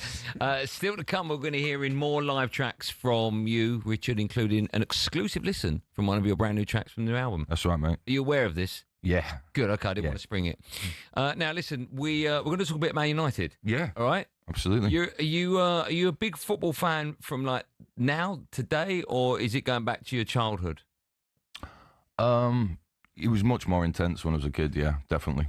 Yeah, it was huge. So, from when I first got into it, it was a barren time. Do you know what I mean? Like it peaked around sort of. I used to go to Old Trafford, and when Ron Atkinson, and we had like, I think it was like, we won 10 in a row at the beginning of the season. It literally felt like this is it. Do you know what I mean? We are going to do it. We didn't, obviously. We had to wait for Sir Alex to achieve that. But in a weird way, there was a connection even then to the past, because looking back, you think that the glory days of the 60s are so far away, but in fact, they weren't. Do you know what I mean? It's just that your young mind thinks the summer holiday lives forever. Do you know what I mean? So my first game was probably 81 or something. And you think, wow, it's 12, 13 years ago. We were winning the European Cup. George Best was playing and all that.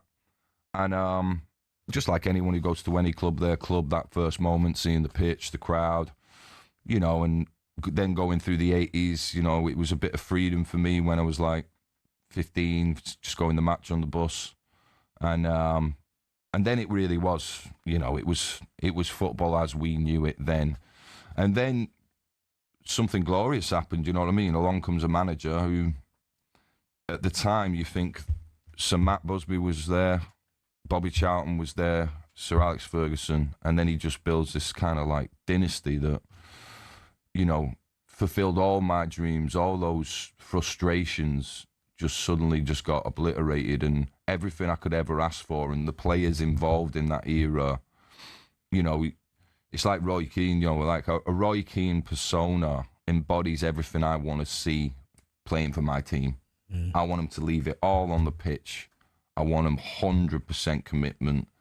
And, you know, the skillful players that we were just really, really spoiled. And I think it's a tale for any club, you know, those dynasties, they don't go on forever, you know? No. Yeah. It is one of them where, with what Fergie did at Manchester United, it was absolutely incredible. But can you believe how barren it's been since he left the football club? Because it seems to have happened overnight, where 1 minute you're winning league titles, winning Champions Leagues, FA Cups, domestic trophies, and then literally nothing. I think you need that, the people who run the club, to have that relentless need to replenish the squad, no matter how successful you've been.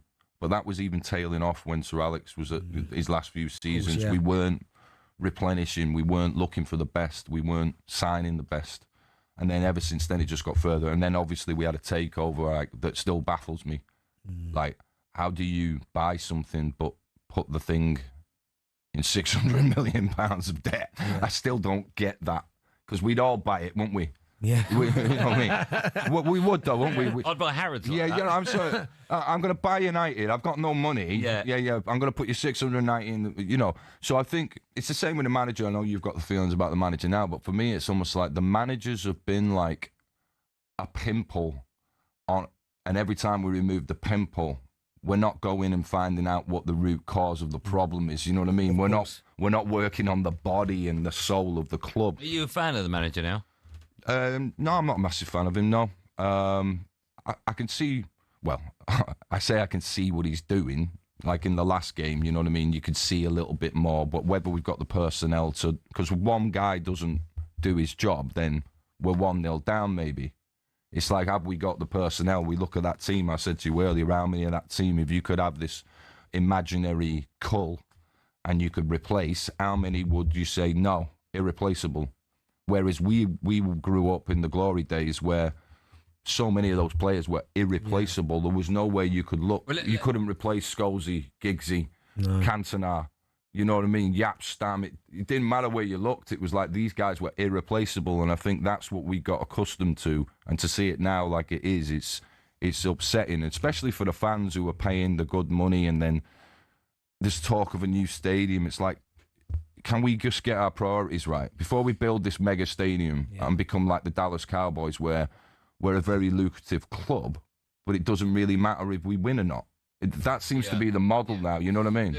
Let's carry this chat on when we come back, because I know you're a big Man United fan and you're going to be playing more music for us as well. We got you till 6. Right. Okay. More from the superstar that is Richard Ashcroft, live on Drive on talkSPORT right after this.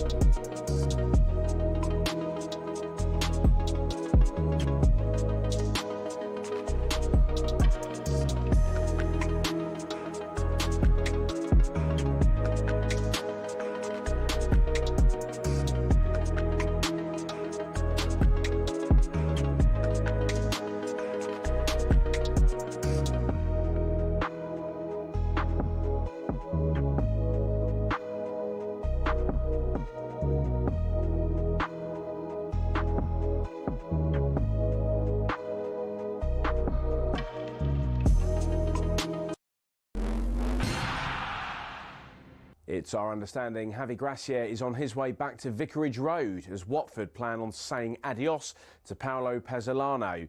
The Uruguayan has seen his side win just 3 of his 9 matches in charge, sitting 11th in the Championship. But legendary club captain Troy Deeney told us he rates Gracia highly. Great guy, great coach. Also very good with man management, understands people really well. It'll be interesting to see who he gets to bring in with him as coaching staff. If they got the same coaching staff, all complemented each other really, really well. Meanwhile, Jermaine Defoe's told talkSPORT he'd be champing at the bit to join Steven Gerrard at Rangers. Gerrard's one of the names associated with the job at Ibrox, though there's currently no clear front-runner. Defoe's told us for whoever does come in, it won't be a straightforward job. It's almost like earning the right to play. Before anything else, you have to run, you have to work hard, you have to graft. All the things that people nowadays, for some reason, don't speak about. you know, I keep saying it's a different beast up there. You know, I was always told, you know, if you come second, you might as well come last. And Arsenal are considering stadium renovations at the Emirates that could see them play home games at Wembley. According to the Telegraph, the Gunners are exploring using £500 million of funding to rework the interior of their Holloway Road home.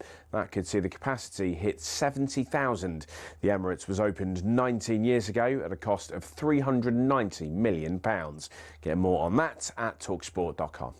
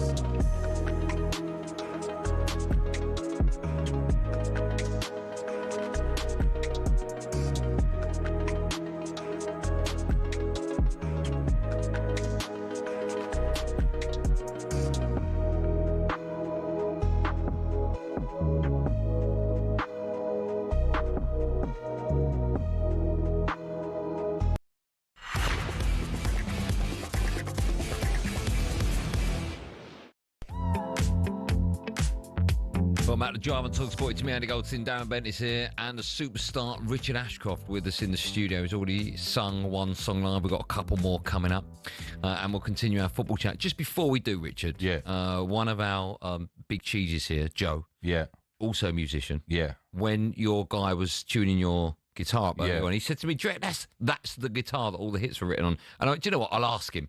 Is there history between you and that guitar? Oh, yeah, definitely. I wrote a good few on that one, yeah. It's been with me for a while now. The thing about them is they're just real powerful live. There's not many acoustics that really cut when you're on stage, you know, and that one does. Like, and I noticed Noel plays one like that. And what is that? Good question. I'd love to know. We'd find out for someone there. Yeah, it's a Gibson anyway. Oh, right, okay. Yeah, it's a Gibson. There is a specific number, but I'm not that anal. I just don't remember, you know what I mean? And you had that for how long? You had that? Is it like a gift or? No, I just bought it myself. Probably about 20 odd years, something like that. Okay. I've always wondered with guitarists, and I've heard other artists talk about this. When you write a song, do you mean to write a song at the moment, or is it something that comes to you? I think, you know, different people have different approaches. You know, really, first thing that comes to me is sort of like a chord things, and then the melody, and then all of a sudden it feels like it all came together at the same time. Do you know what I mean? But it's the melody. Can you tell it's a banger? Have you ever been right or wrong? Yeah. Do you know what I mean? I mean, I've been wrong. Yeah. My concept of what's a bang, you know. Or no. What I mean is, have you written a song and you've gone, that's all right, and people have gone, what are you talking about, Sonic? That is unbelievable. Have you got it wrong in the right way? Yeah, I think so. You know, I think I've even like say the drugs don't work when I first stopped writing it. So I think you go into a sort of subconscious part of your brain where you're not over-analysing yourself. So when the line "the drugs don't work" came out as I was writing, I sort of played it back and I'm like, oh, the drugs don't work. That's, you know what I mean? Cat in a bag waiting to, you know what I mean? You know what I mean? And then it turns out it's my only number one I've ever written. So, you know, you can be, your conscious mind, your insecure part of your brain can overanalyze what you've done. When you're in that zone of writing, you've left that behind. And that's where the good stuff comes, you know what I mean? But I'm a bit like chords first, melody, and then I'll just start throwing things in and seeing what I can get, you know. And some things have just come complete, totally written. You know, like a lot of songwriters say, it's like, oh, you know, it's literally like it was there waiting for me to put the out. You know, it's not hard work, of course, it's not digging holes, but it does take time, you know what I mean, to keep hitting walls before suddenly this thing opens. I think when you're younger, the thing opens a lot easier because of your naivety and you're just buzzing because you've learnt a few chords. Yeah. And once you've written a few, that's why I do different ways of writing. You know, I'll sample on this album. You know, I've got the Joan Armour Trading sample. I've got different things as a catalyst for that. You know, so it's a catalyst for me to write a new thing. I'll use that loop and that sample as a spark, rather than just always just me and the acoustic or me and a keyboard or whatever. Will you have people like I know quite a few comedians, and they'll be in a pub or they'll be out and someone will come up to maybe a mate or maybe someone they don't know and go, here's one, you'll like this. Do you have people come up to you and go, this will be a good album title, or what about this for a track? Yeah, absolutely, yeah. Not that I've got one. I haven't got one here. I'm just curious if you can ever get away from it, if you ever have time off. Because you've got a new album coming out. It comes out this Friday, right? It's called Loving You. Tell me a bit about how that came about. Yeah, I think it started pre the COVID madness. I was going to make an album that was inspired by different samples. Now, by the time that we got through that period, my artistic head had gone full circle, and I'm like, yeah, but I want to do some more traditional things now. And then I just thought, okay, I'm going to make this most eclectic sounding album I've ever made. You know, I've done a track on there with a guy from Mirror Ways. He's more electronic DJ producer.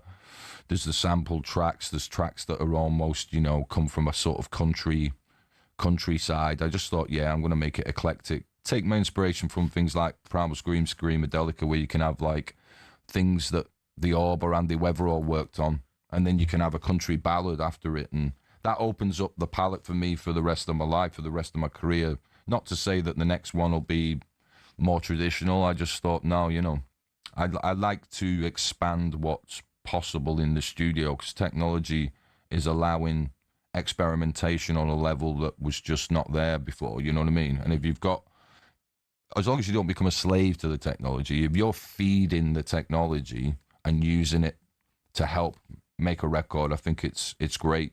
But when you become a bit of a slave to the technology, that's different. When you're asking the technology to write it for you, but the speed in which you can experiment now is phenomenal compared to back when I made Bittersweet Symphony. You know, we had 2 reel-to-reel tapes. We had 2 of these things, Pro Tools, the first editing software where you could make a loop really quickly. We needed 2 of those because the power of them wasn't enough, you know?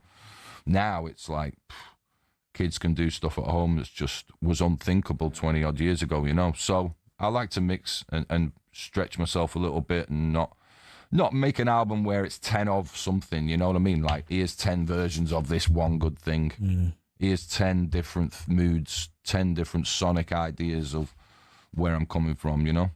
Is every song on the album fresh? And the reason why I say that is because you hear some artists, again, that have got tracks from way back and they feel like this is the right time to drop this song on this album. Yeah, I do that. I do that on this album. I've got some that are fresh as a daisy, and there's some that I've had in the locker for a long time. Wow. Yeah, that I wrote. There was a period where I wrote so many songs that I'll never be able to release them, you know. Why? How come? I just don't have the time, do you know what I mean? I think one day I'll release them on something, you know what I mean? Just get them out.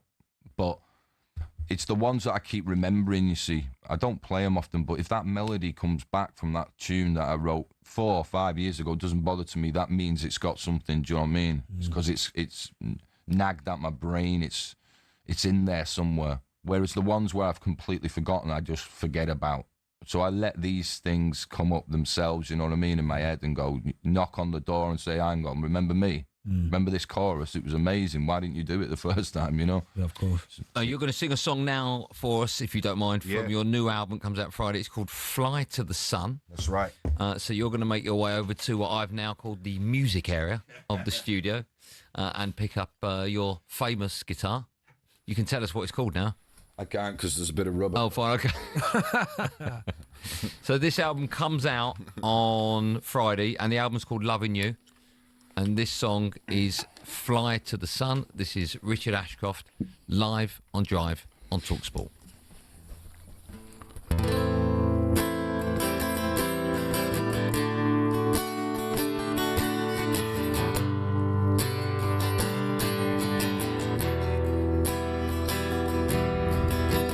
You wake up fully clothed, wipe that blood from your nose. You turn around and ignore the note that was left for you 6 weeks ago. It ain't a poem or a lullaby. These are the kind of words that make the sky cry. Fly to the sun, go on, there's nothing gonna burn you now. Straight to the sun, go on, there's nothing gonna burn you now. No, there's nothing gonna burn you now.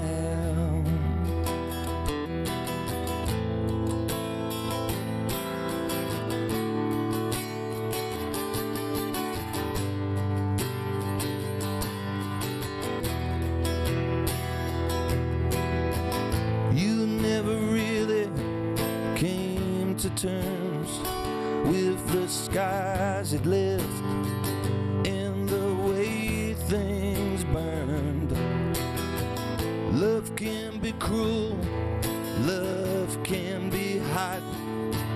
All you need is another shot. It ain't a poem or a lullaby.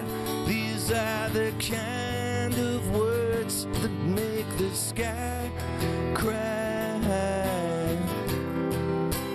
Fly to the sun, go on, there's nothing gonna burn you now.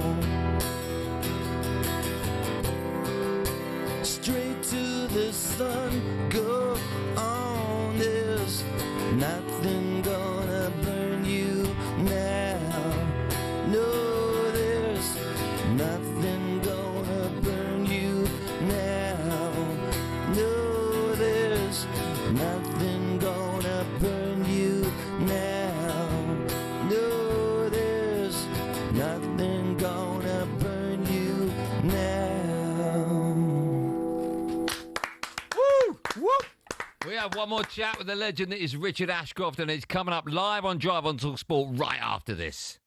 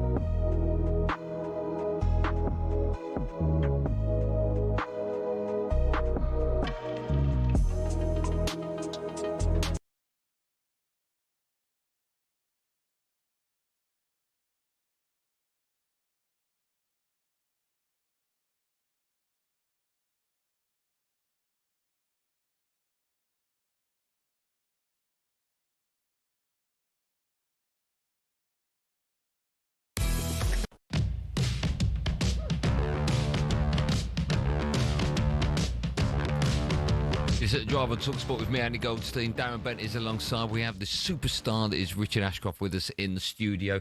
In case you missed our chat with another superstar, Chelsea legend Frank Lampard earlier on, then stay tuned because we'll be playing a little bit of that out in the last hour. But it's time now for this.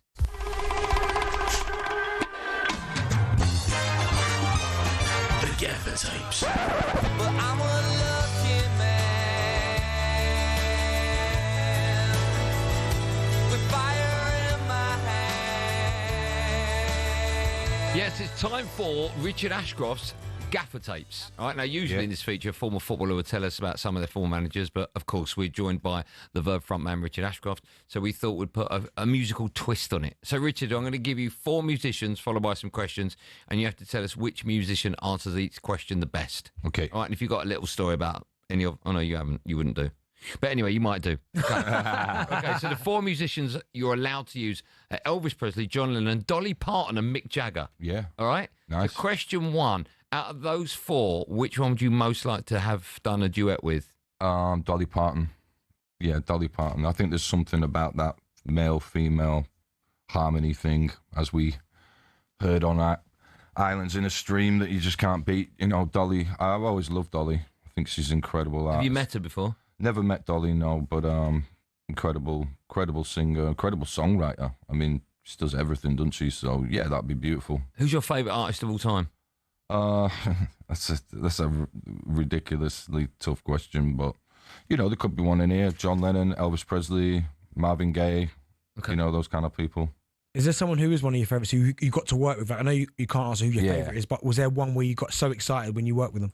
Yeah, well, Brian Wilson, the Beach Boys, he sang some backing vocals on one of my songs once, and I'm one of the rare, I'm not sure how many other people he ever sang on. And when I got this music back, he did it in the States and sent it back to London, and me and the producer put up what he'd done, and he created this incredible thing, like out of his own voice, a choir.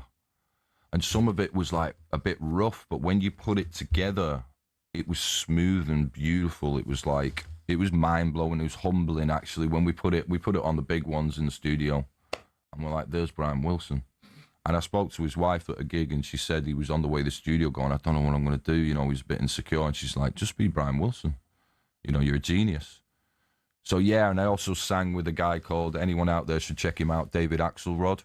David Axelrod was this incredible producer, arranger from the 60s, 70s, and did a lot of solo tracks, but he's one of the most sampled artists in hip-hop. He would do these incredible orchestral things with real funky drums, but he would score the drums. He wouldn't just get the drummer to go, I'll play something funky. He'd write it out in music for them. And some of these loops, some of these beats have been sampled from Dre, sampled in many, many artists, yeah. So David Axelrod was incredible. You've been starstruck? I don't really get... starstruck. Thing is, I don't meet that many people. I'm one of them. I'm not like, you know, out on the red carpet all the time or in those rooms full of starry people.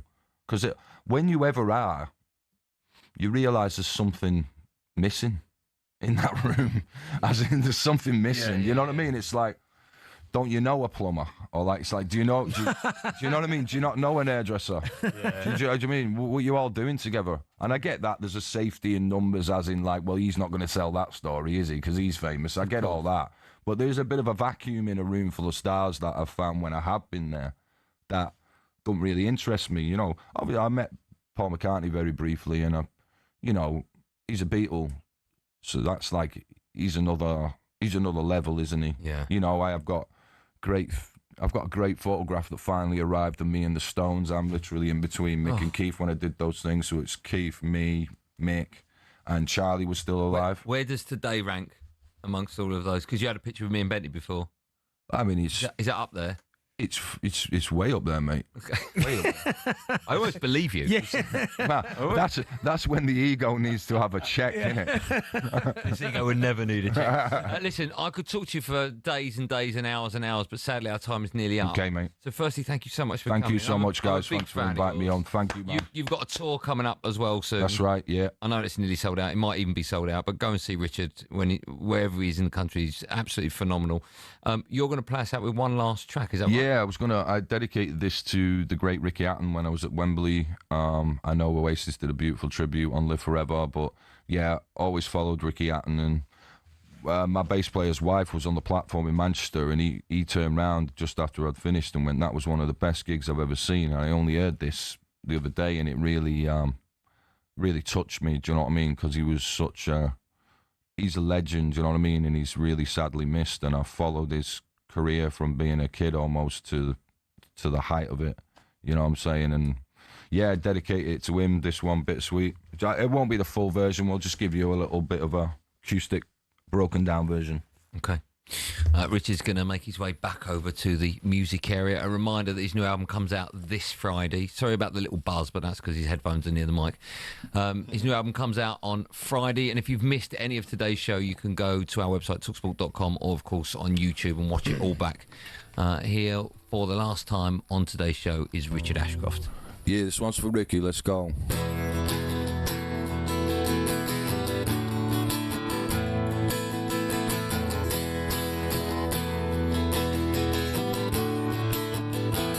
Cause it's a bittersweet symphony, my life. Trying to make ends meet, you're a slave to money, then you die. I'm gonna take you down the only road I've ever been down. You'll know the one that takes you to the places where all the veins meet, yeah.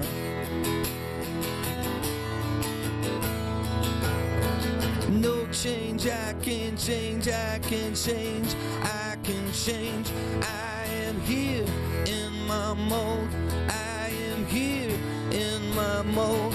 And I'm a million different people from one day to the next. I can't change my mode, no, no, no, no. Have you ever been down? Have you ever been down?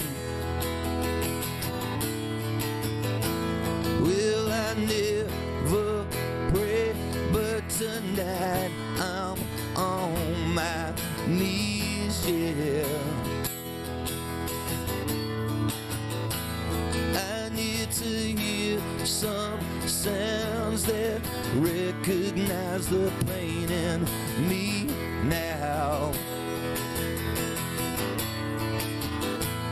I'll let the melody shine, let it cleanse my mind. I feel free now.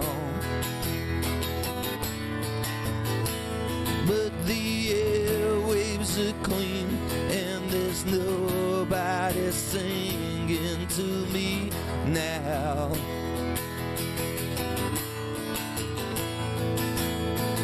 No change, I can change, I can change, I can change. I am here in my mode, I am here in my mode. And I'm a million different people from one day to the next. I can't change my mode now, no, no, no. Have you ever been down? Have you ever been down? I'm gonna take you down the only road I've ever been down. I'm gonna take you down the only road I've ever been down. 'Cause it's a bittersweet symphony, yeah. 'Cause it's a bittersweet symphony, yeah. 'Cause it's a bittersweet bittersweet symphony. Yeah, my life, our lives.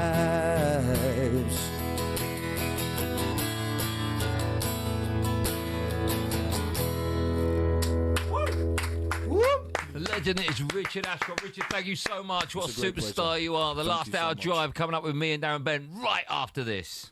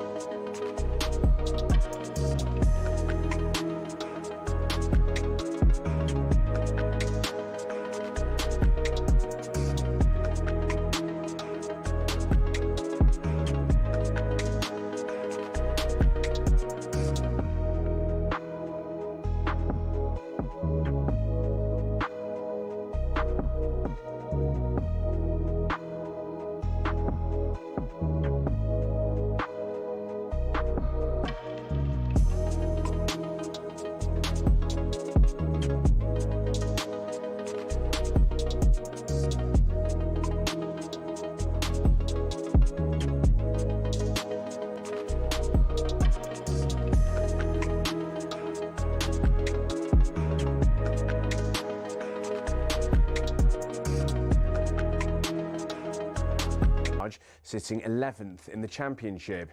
But legendary club captain Troy Deeney told us he rates Gracia highly. Great guy, great coach.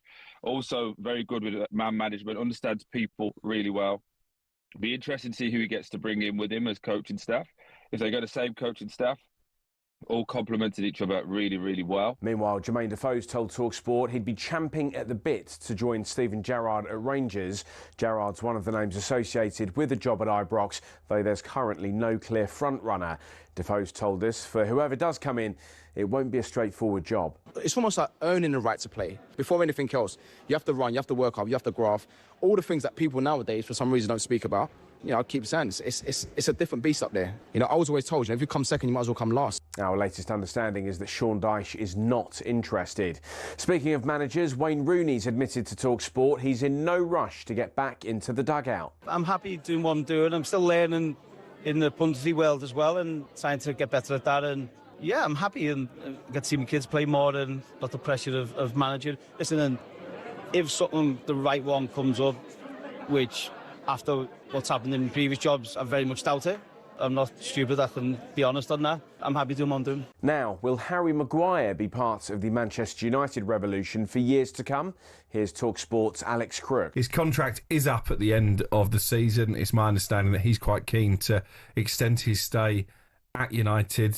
He'll be 33 by the time that contract comes to an end. I think if he is to stay, he's going to have to be willing to take a pay cut. And Arsenal are considering stadium renovations at the Emirates that could see them play home games at Wembley. According to the Telegraph, the Gunners are exploring using £500 million of funding to rework the interior of their Holloway Road home. That could see the capacity hit 70,000. The Emirates was opened 19 years ago at a cost of £390 million.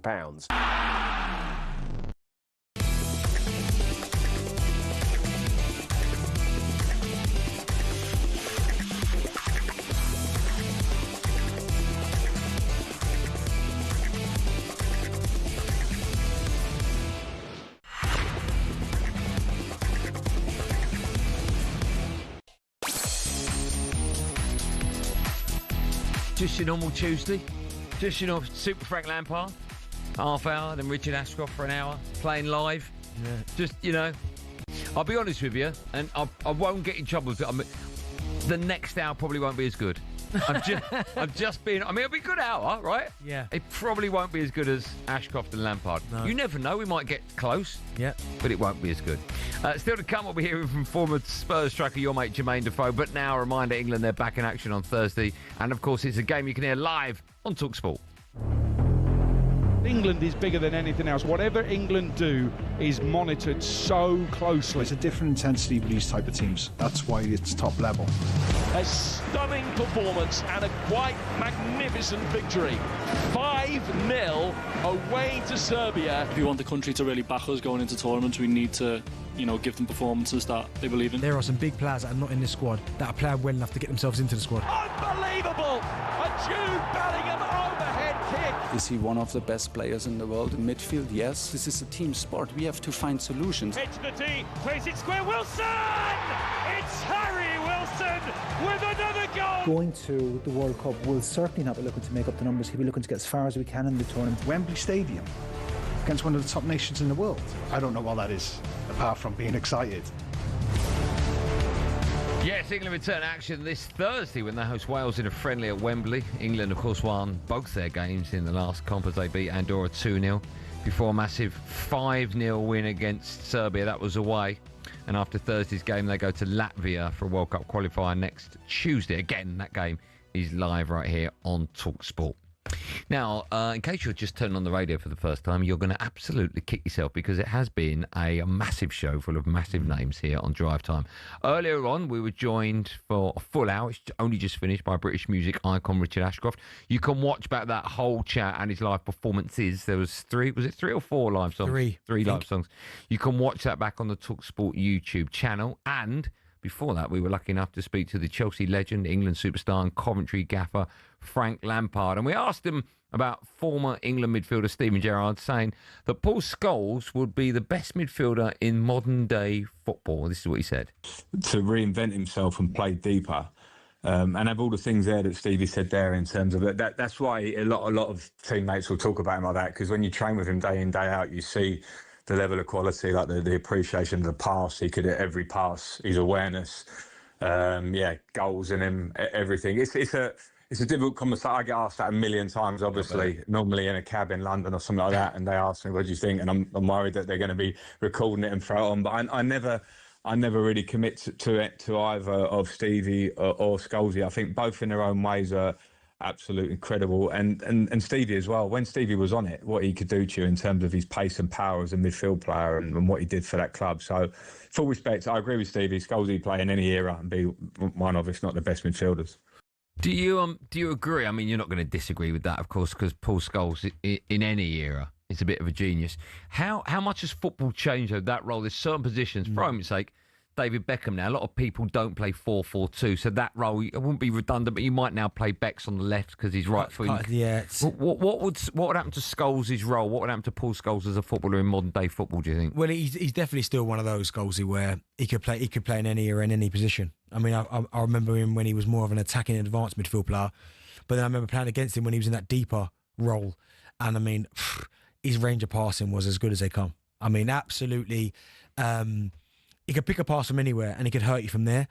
I always felt Steven Gerrard was the one in terms of his pace, power, the way he used to drive with the ball. Because Gerrard, like Scholes, was an unbelievable footballer and he could do everything and hurt you from anywhere. But Gerrard used to scare me because he used to pick up the ball and just drive with it. And once he got into that, as Frank was saying there, once he got into that, maybe his team was losing or they weren't playing that well, and he was like, do you know what, it's time for me to do something. It just felt like a whirlwind, like tornado, man. He'd just get the ball, he'd pass, he'd run, he'd drive, he'd tackle, he'd head, he'd do everything. Is he very vocal? Because you'll obviously see a totally different to Lampard than the one me and other football fans will see, right? Yeah, Gerrard, screaming, shouting, real leader on the pitch, technique brilliant. But yeah, I can understand why so many people would say Scholes. And to be fair to Frank, probably, he doesn't get the credit he deserves, because if I'm looking for a goal, I'm taking him at the front of the queue, Frank. Yeah. Because he's he... highest scoring midfielder ever. Ever. Chelsea's record goal scorer, 20 goals every season in all competitions. That's insane that Chelsea, their highest goal scorer is a midfielder, attacking midfielder. But that tells you how consistent and how good he was. Does that role exist now? That does, right? That's the 10, well, effectively. I almost feel like he's not even that much a 10, even as an 8. It's like an 8/10, isn't it? Yeah, but we're still trying to find that a midfield player in this country scores a couple of goals and we're going, oh, here we go. He might be the next. But when you think about what Lampard did consistently every single season, you almost go... Can you get his numbers up? I can, right. So this was him at Chelsea, right? Yeah. So he spent a little time... This, by the way, this is an attacking midfielder. Right. So this is all comps, right? I'll give you all comps. Okay. It, right? So I'll go from... So he got to Chelsea in 2001-2 season, right? Scored 7, 8. Then from 2003-4 season, he went 15, 19, 20, 21, 20, 20, 27. Then 13, 16, 17. And his last season, he scored 8 in all comps because he was injured. Insane. Midfield. We took it for granted. You know what? That really was the golden era, wasn't it? Yeah. Football's... I don't want to get sort of like football's different in my day. No. But we had on the screen the other day in the office, I think it was yesterday, the Spurs 3, Man United 5 game. Yeah. And it was like a basketball match. It was like, goal, up and down. But the flair players really expressing themselves. Yeah. And again, Lampard played in really good teams, but like it's no coincidence that it doesn't matter who the manager was, the spine of the team was usually always Czech, JT and one other, Lampard and a couple others, and Drogba. But that was always the kind of the spine of the team. But I mean, he probably doesn't get the respect he deserves. And when people talk about the three, Gerrard, Lampard, and Scholes, like it's unfair. He's usually the one that people don't pick. But I'm always like, if you need a goal, he's the first one I'm going to. Yeah, yeah. Could you play those three now together? Presumably, yeah, of course you could. And what would you do? So Frank would be the furthest forward. Yeah, Scholes he would hold. Yeah. Gerrard the 8, the engine. I mean, so that would be unbelievable. Yeah, and so Lampard the 10. Why? I mean, that's almost unbeatable, right? That's my point. So why couldn't they do that then? Because we were fascinated with 4-4-2. That was the problem we had. Because when you think about it now, it's really easy. Because Scholes... It's almost embarrassing we didn't work that out then. Scholes, he drops back a bit, and his range of passing is incredible. Yeah. So Scholes is the Declan Rice. But the only thing is, a lot of people used to say about his tackling, and maybe that he missed times tackles, and maybe might get himself, maybe that's why he couldn't hold. But on paper, you got Scholes holding, Gerrard the 8, and Lampard the 10. I mean, that's nuts, right? Nuts. Because we were trying to fit like Scholes on the left. On the left and all that, and... I mean, that's testament to himself. I mean, when you hear a lot of people talk Zidane's and the Iniestas, Javis, they always say Scholes is the best. Yeah. They say he's the best. Yeah. But, I mean, all three of them, I'd have any one of them at Arsenal. Any one of them. Oh, yeah, of course. Yeah, they improve every team, right? Yeah, of course they do. Okay. Well, listen, we've got lots to talk about there. We're taking your calls. Would any of England's current midfielders get into the golden generation? Do you think they would? England's what, midfield? Yeah, now. Yeah. So Bellingham plays instead of who? It's not ahead of Gerrard or Lampard, right? Well, then them two really, I mean... That's the thing. It's what do you go with? Do they Declan holding? Well, it was Scholes. No, I mean no, right? Scholes didn't play really, did he? Not as a holder. No. So that's the problem we've got. Systems change. Yeah. If I'm going 4-3-3, then none of them get in. So hold on, say that again. If you're going 4-3-3, none of the current crop. No, because I'm going Scholes, Gerrard, and Lampard. Okay, here's a question for you. Is that the best three we've ever had? We didn't play for three, did we? No, but if we did play as a three. I mean, you're going way back. I mean, them boys from the, 60s? No, I'm talking about in your mine era. Yeah, it would have to be. Because so much of my era was them. And they just didn't play. Yeah, but if they would have played like that, oh wow, boy, things could have been different. Okay, we'll take it's an easy one, but we heard from Frank Lampard earlier on. So on the back of that little chat, would any of England's current midfielders get into this golden or that golden generation side? Do you want me to sing you into the break? Would you mind? Yeah, because obviously the mic's still there, so I'm guessing they're... Do you want to go up there? They're expecting my track. Joe, is that what you're expecting? Yeah. My track? Yeah. Benny, go and get the guitar. 03717 223344. We've already had Frank Lampard and Richard Ashcroft. You could be a part of today's show.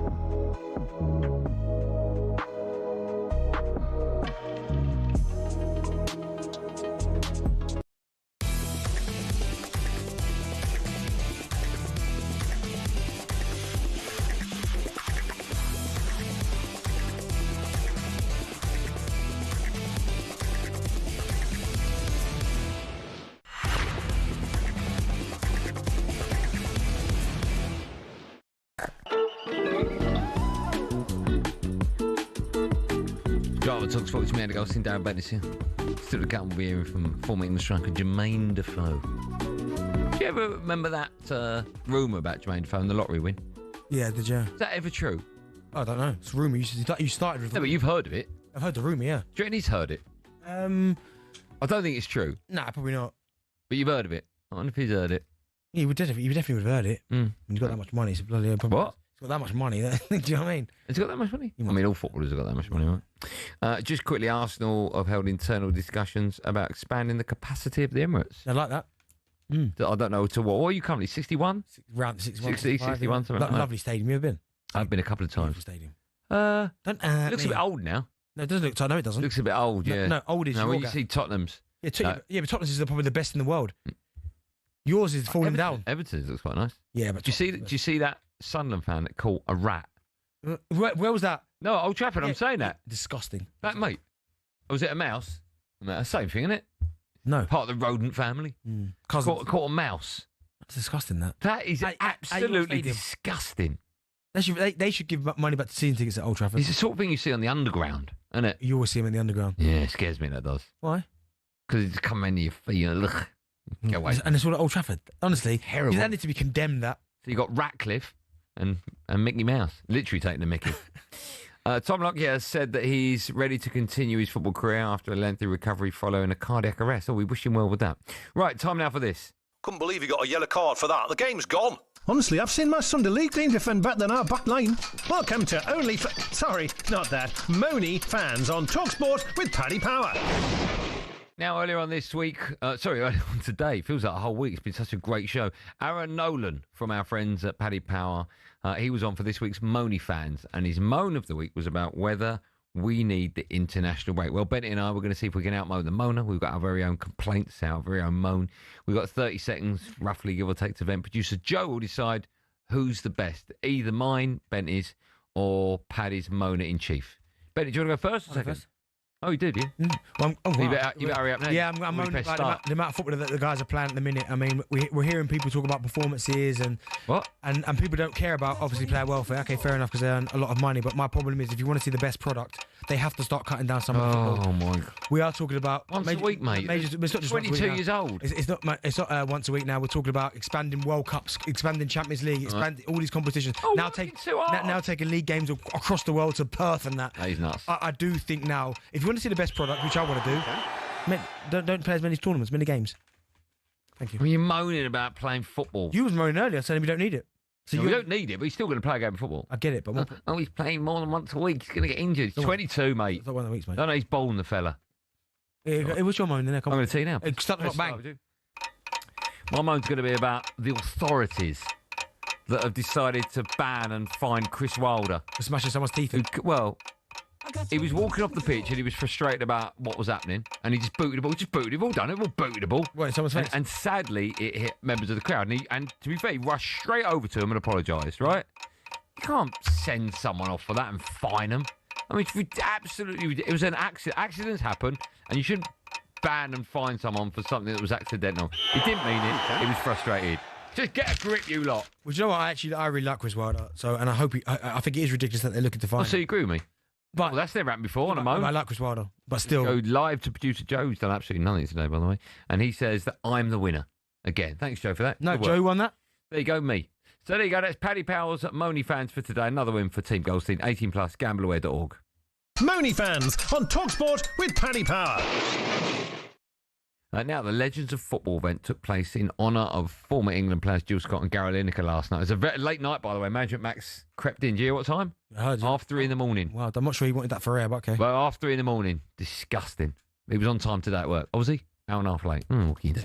Our very own Shabana Hearn was also there for talkSPORT. She caught up with former England striker Jermaine Defoe. Who's the bigger legend, Benty or Andy? Do you know what? Oh, mate, I love Benty. Andy, top man, but you know what? Benty's my guy. I love Darren Bent. I remember before he came to Tottenham, and I think even when I was at West Ham, and I was watching when he was at Ipswich, I was thinking, wow, who's this kid? He's scoring all these goals and that. And then obviously he comes to Tottenham. What a guy. And it's so nice to see him doing well. Do you listen to him on the radio? Of course. That distinctive voice. And he's got a good voice, hasn't he? That distinctive voice and that, but what a guy. But both of them, dream team.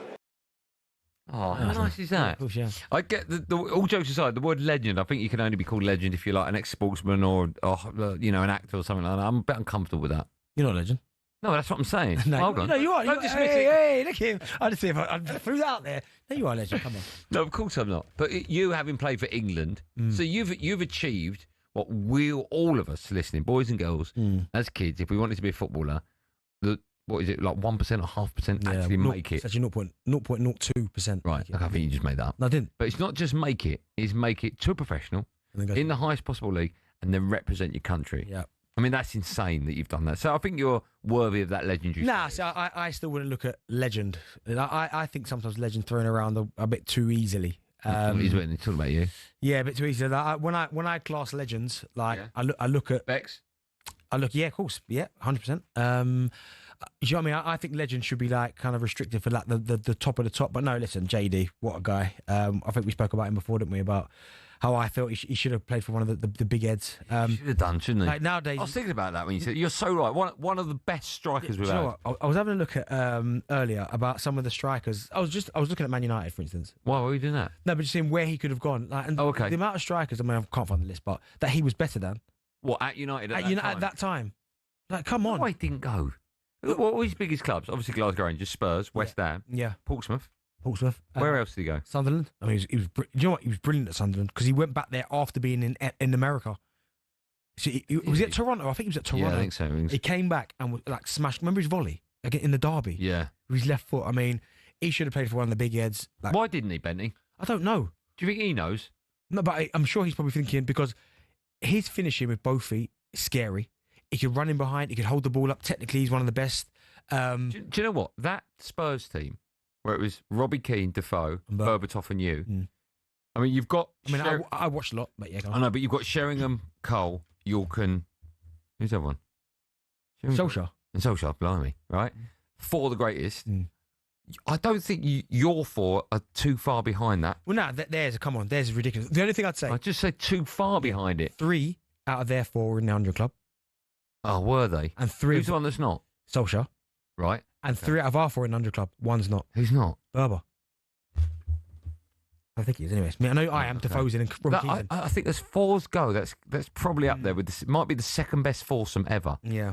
But no, yeah, it was just, listen, good to hear him. He always looks sharp, always look well. He always looks like he could play now. He probably could. Well, when we do the, what's the football we do once a year? What, here? I'm talking No, the football we do when we go away and we play. Soccer Aid. Yeah, when we see him in that, he's different class. I mean, if he played now, I still. How old is he? He must be older than me, so 42, 43. Oh, okay. But he still looks incredible. Yeah. What a finisher. Yeah. What a guy. Yeah, he's a legend. Still to come, we'll bring you the best bits of talkSPORT. First, it's time for No Rooneying, as we were joined in the studio earlier by Richard Ashcroft. 2 players with Richard in their surname have won the Premier League. Can you name in their them? Name or surname? Their surname. They've got Richard in their surname? Yeah. I know one of them, actually. All right, we need to know both of them. All right, the answer to that and loads coming up the last 30 minutes of today's drive time.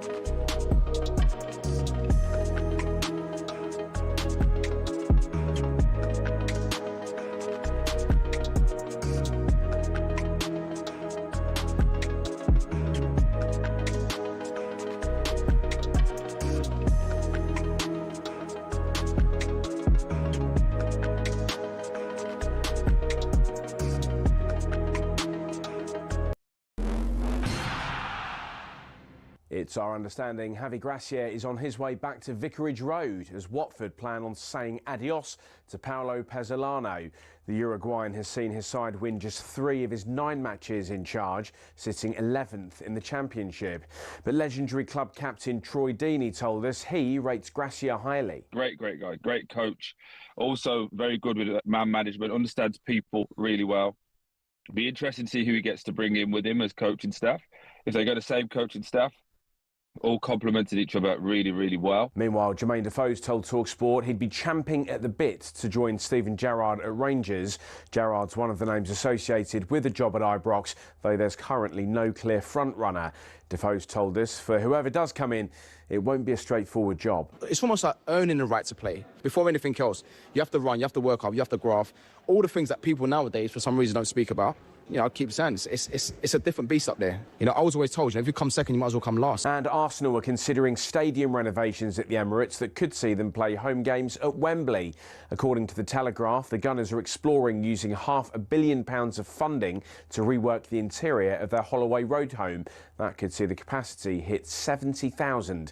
The Emirates was opened 19 years ago at a cost of £390 million.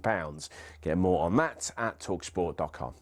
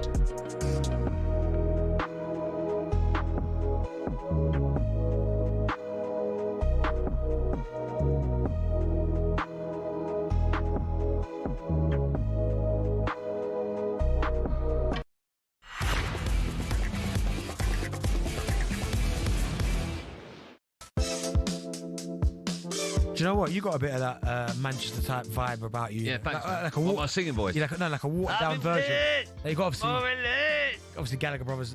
Yeah. Liam and Noel, and you got obviously I'm Dermot as well. But you're like the watered down version, but you've got that about you, the air and all that. Do you know what I mean? That's a compliment, isn't it? Well, I didn't say it was I wasn't being derogatory. Well, what word? Derogatory. You saw the promo that we made when I was pretending to be Richie Ashcroft. I could easily be the role of a superstar if I had any kind of musical talent. Could you sing? Could you play any instrument? I can sing badly, yeah. Any instrument? No. Nothing? No. Triangle? Probably not, actually. I'll probably get that wrong. Wow, okay. I'd love to be able to be able to sing. I think it's one of the easiest jobs. It's not. Get this, right? Get this. Imagine let's say you're Robbie. Yeah. Right? Hello? You got a gig? Okay, I'm ready. You need anything? No, I'm ready. Look at me, I'm ready. What have you got? Just my voice. No, it's not easy, mate. There's so many bad singers nowadays that. No, I'm saying if you're a great singer, it's done. Yeah. If you're Richard Ashcroft, if you're not, it's done, isn't it? No, but I think the part where you was talking about being a genius when it just comes to you, I think that because in my head, my brain can't compute writing a song. I wouldn't even know where to start, and these guys just feel it. Yeah, well, he alluded to it there. I've heard Noel talk about it before, and a few other writers say that some of them believe that all the songs are floating up there. Yeah. They're all there already. You just got to pluck them out. That's what you got to do. You got to find them. They just land on you. Wow. That's how they describe it. Thinking now. Go on, what have you got? I'm thinking, grey skies of London. It's just landed on me. Oh, okay. How's it going? I don't know. Grey skies of London. No, I'm not Have singing. you got a good voice? No. Have you ever made a record? No, but I can sing though. Can you? Always and forever. Before the break, I asked the question. 2 players with the word Richard have won the Premier League. Richard in their surname. Kieran Richardson, Manchester United. Yeah. What a good player he was, by the way. He was, yeah. And Michael Richards. Michael Richards, yeah. I mean, that's obvious. Well, I don't write these. Well, hold on, we're making them easier for Wayne and Kai Rooney because they've moaned that they're... Yeah, but they're probably going to the radio. Well, that's easy. Yeah, it was too easy, wasn't it? Yeah. Full house at 7. You can also give us a call. 03717 223344. Has Wazza not got your number? I mean, call the station. Everyone wants to hear it. You know what I mean? Does Wazza follow you on Insta? I don't know. You know he doesn't follow me yet. Yeah. Bex. I know he follows me. No, you're such a liar. Throwing your kid's life. If you did, I'd have thrown that in Do you know your what I face. can't understand, right? And we talked about this on the show, but Bex, he DM'd both of us last week. Yeah. And then I'm chatting to him with Frank Lampard. Obviously, I ditched Frank when Bex turned up. That didn't happen, by the way. And I'm thinking, Dave, come on, man. Bex, just get a little follow. That's all I want. Why is Bex not following us? No, but why would he follow you? Because he DM'd me. Yeah, but he DM'd me, but I don't expect a follow after that. Oh, yeah. If you could have a follow from anyone on the planet, it would Go to Washington. If it's a sports mate, star, you'll implode if you ever met him. Mate, if it's a sports star, Yeah, who'd it be? either. I know you're going to say. Who? Michael Jordan. Yeah, but LeBron James would be a cool one. But Tiger. Tiger Woods. Yeah, I don't even like golf. Not golf. I know about Tiger. The name Tiger. Mike? No, I'd be scared. No, I think LeBron or MJ would be cool. You'd be scared if you get a DM. Yeah. Who's the one? Top of your list? Hit me with LeBron. Hold on, Joe's just told me. Who's your show? Leif Davis. All right, fine. What's your... It would be. Philly Jeans is. You want LeBron James to follow you? Yeah. You've got a lot. Mine's Bex. Bex is top of mine. I think Messi or Ronaldo would be pretty cool. Do you know this is true, I had Luis Figo follow me once for a day and then he unfollowed me. Why? He must have thought you were someone else. Must have thought it was someone else, yeah. Yeah. Whole day. Right, follow us at 7. Hugh will be hosting kickoff. No, I'm here now with you. I've been doing the whole show with you. You're not here with Hugh, you're here with me. Yeah, no, that's what I said. You just said Oh, no, Hugh Wozencroft. Oh, okay, cool. Yeah, he hosts kickoff. Hugh this evening. No, I'm here. Now, I'm not doing it after. No, I'm talking about Hugh Wozencroft. Okay, yeah. He's got former Chelsea defender Scott Minto alongside him. Over on talkSPORT, Hugh. talkSPORT 2, you can hear Salford against Stockport. Probably the worst joke. What? Who? Hugh? Not me, you. Hugh's not in it. Time now for this.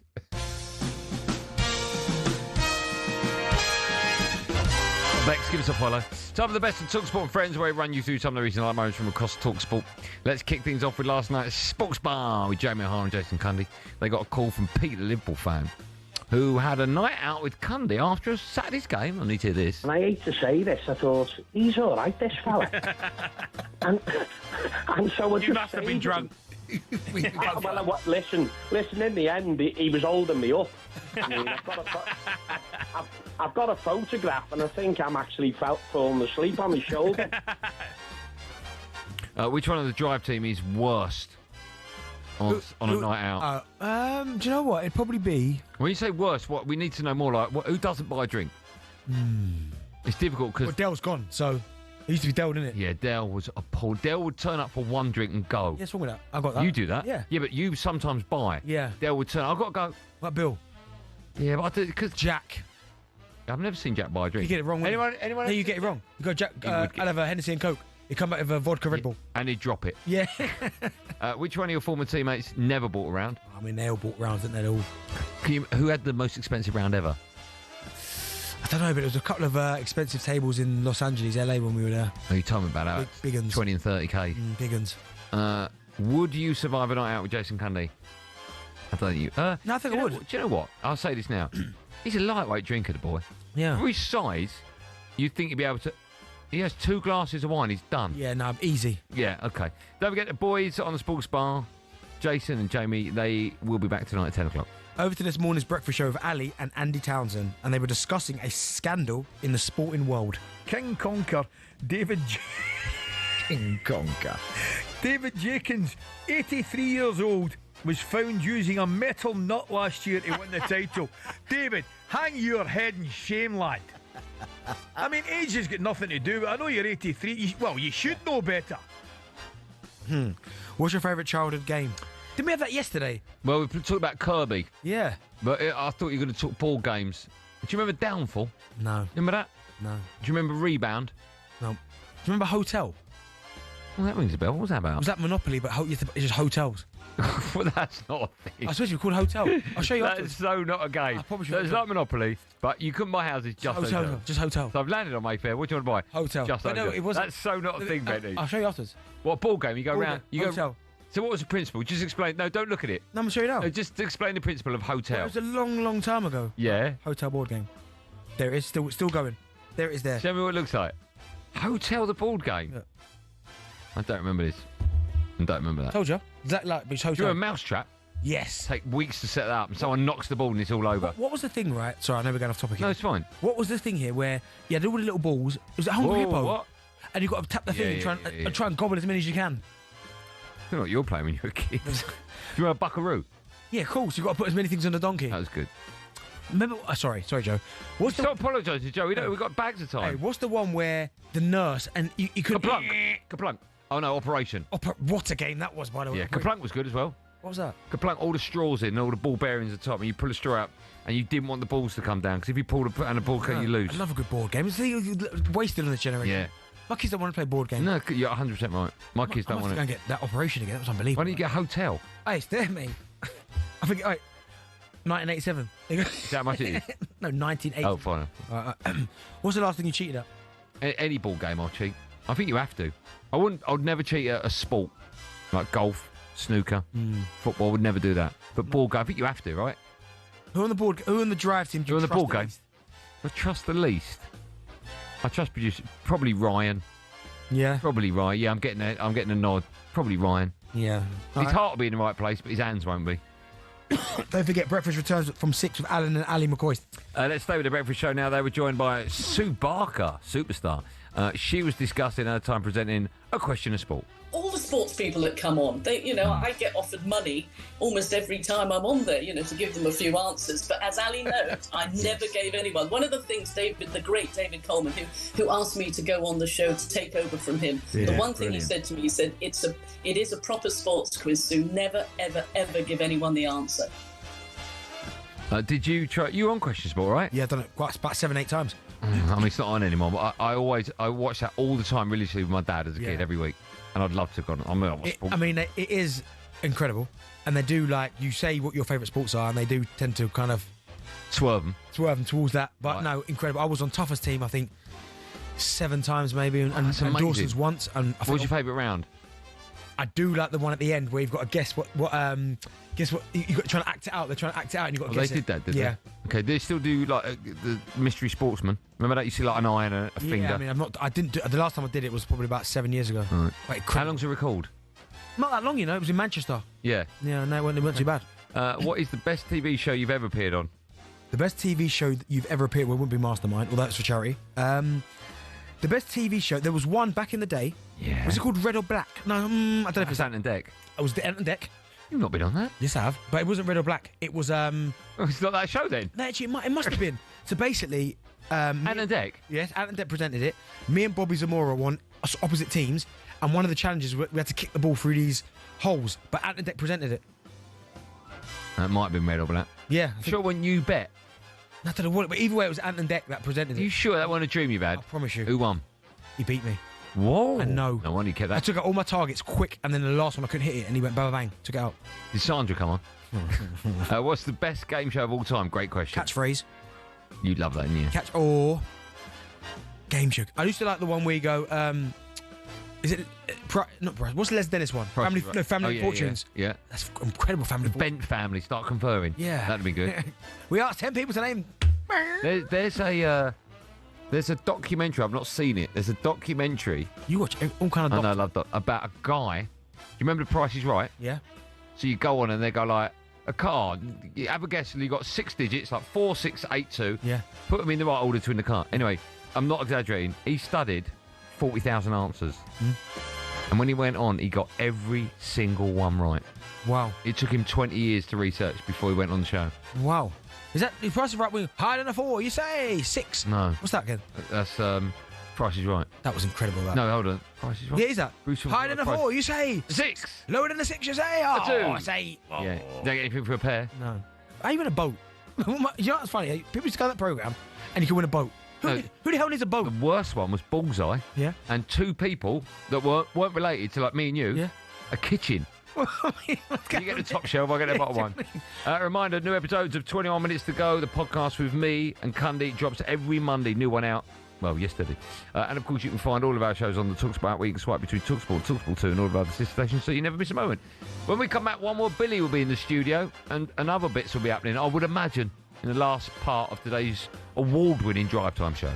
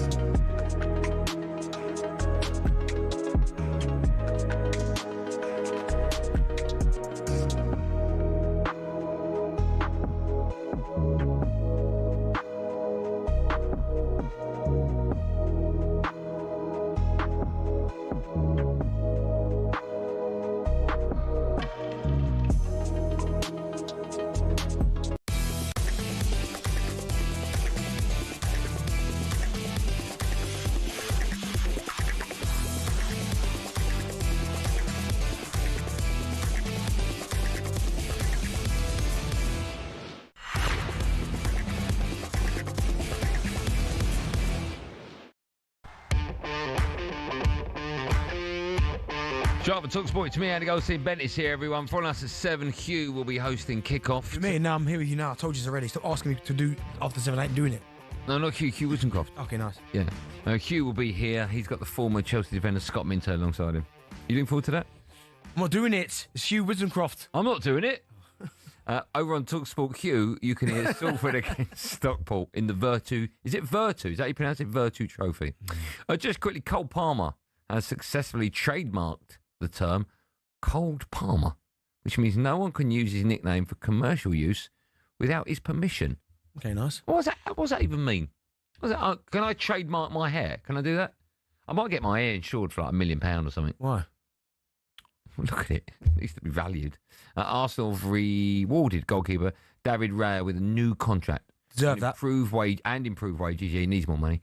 But it's understood the length of his deal has not been increased. Yeah, incredible. Why is that? He deserves that. Fantastic. Yeah, but why have you not given him... I mean, goalkeepers last forever. Yeah. How old is he, David Raya? Do you know what? I don't think, right, he's as young as you think he is. I think, well, you don't know how young I think he is. Well, how old do you think he is? 33. 30. Oh, there you go. So he's older Bill, than the seat's over there, mate. Bill, do you want to make more noise coming in? Hey, why don't you go over there? Jeez, Bill. One more Billy's in the studio. You all right, Bill?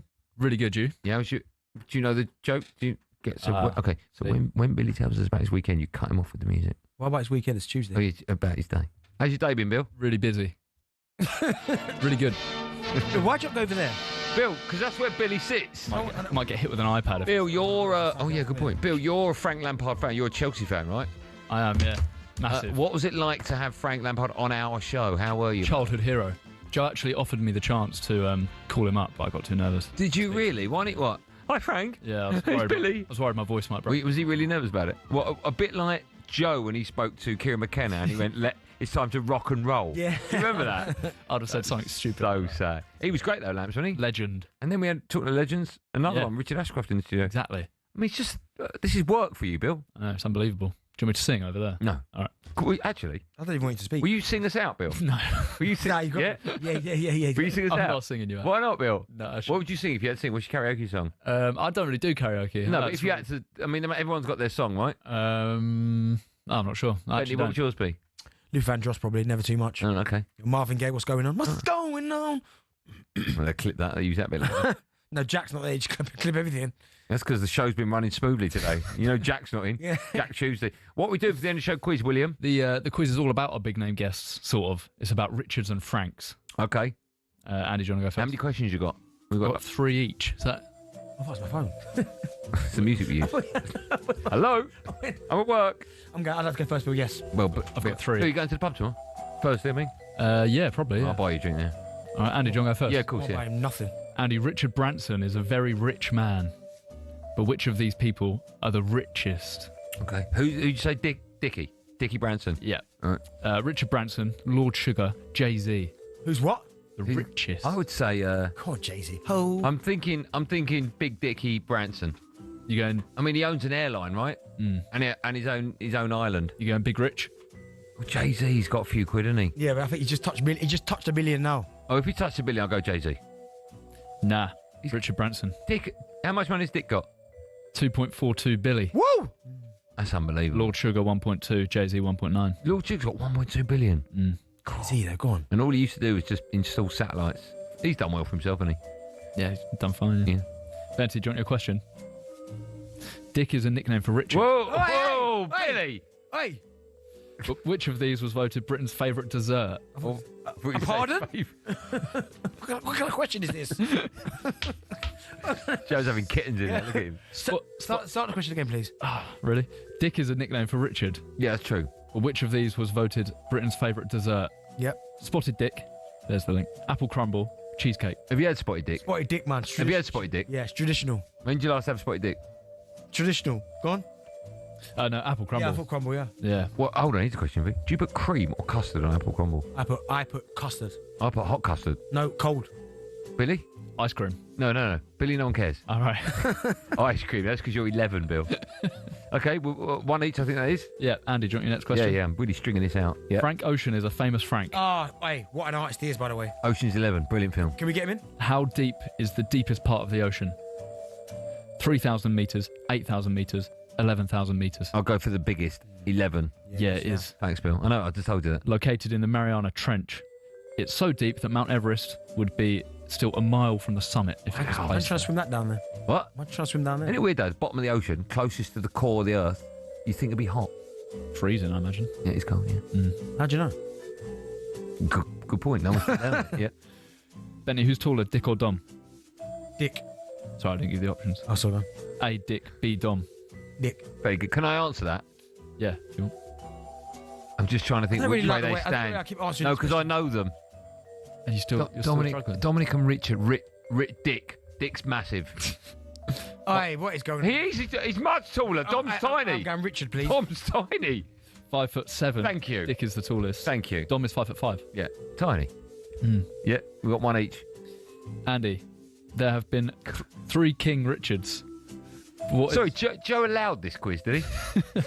He seems to be shaking his head every time you ask a question. Okay, yeah, I'm up for it. Don't get me wrong. There have been 3 King Richards. Going so well, the show, isn't it? But what has been the most common name for kings? Well, it's got to be Henry, isn't it? I mean, there's 6 of them. Alexander. Henry, James, Edward. Henry. No, There was 8 of them, I mean. Edward. 11. No, there weren't 11 Edwards. Pretty sure there were. Go on, name them. Edward the First. Go on, Bill, I'm ready for my last one, mate. Benty, which of these Frank Sinatra songs is his most streamed on Spotify? My Way, Fly Me to the Moon, That's Life.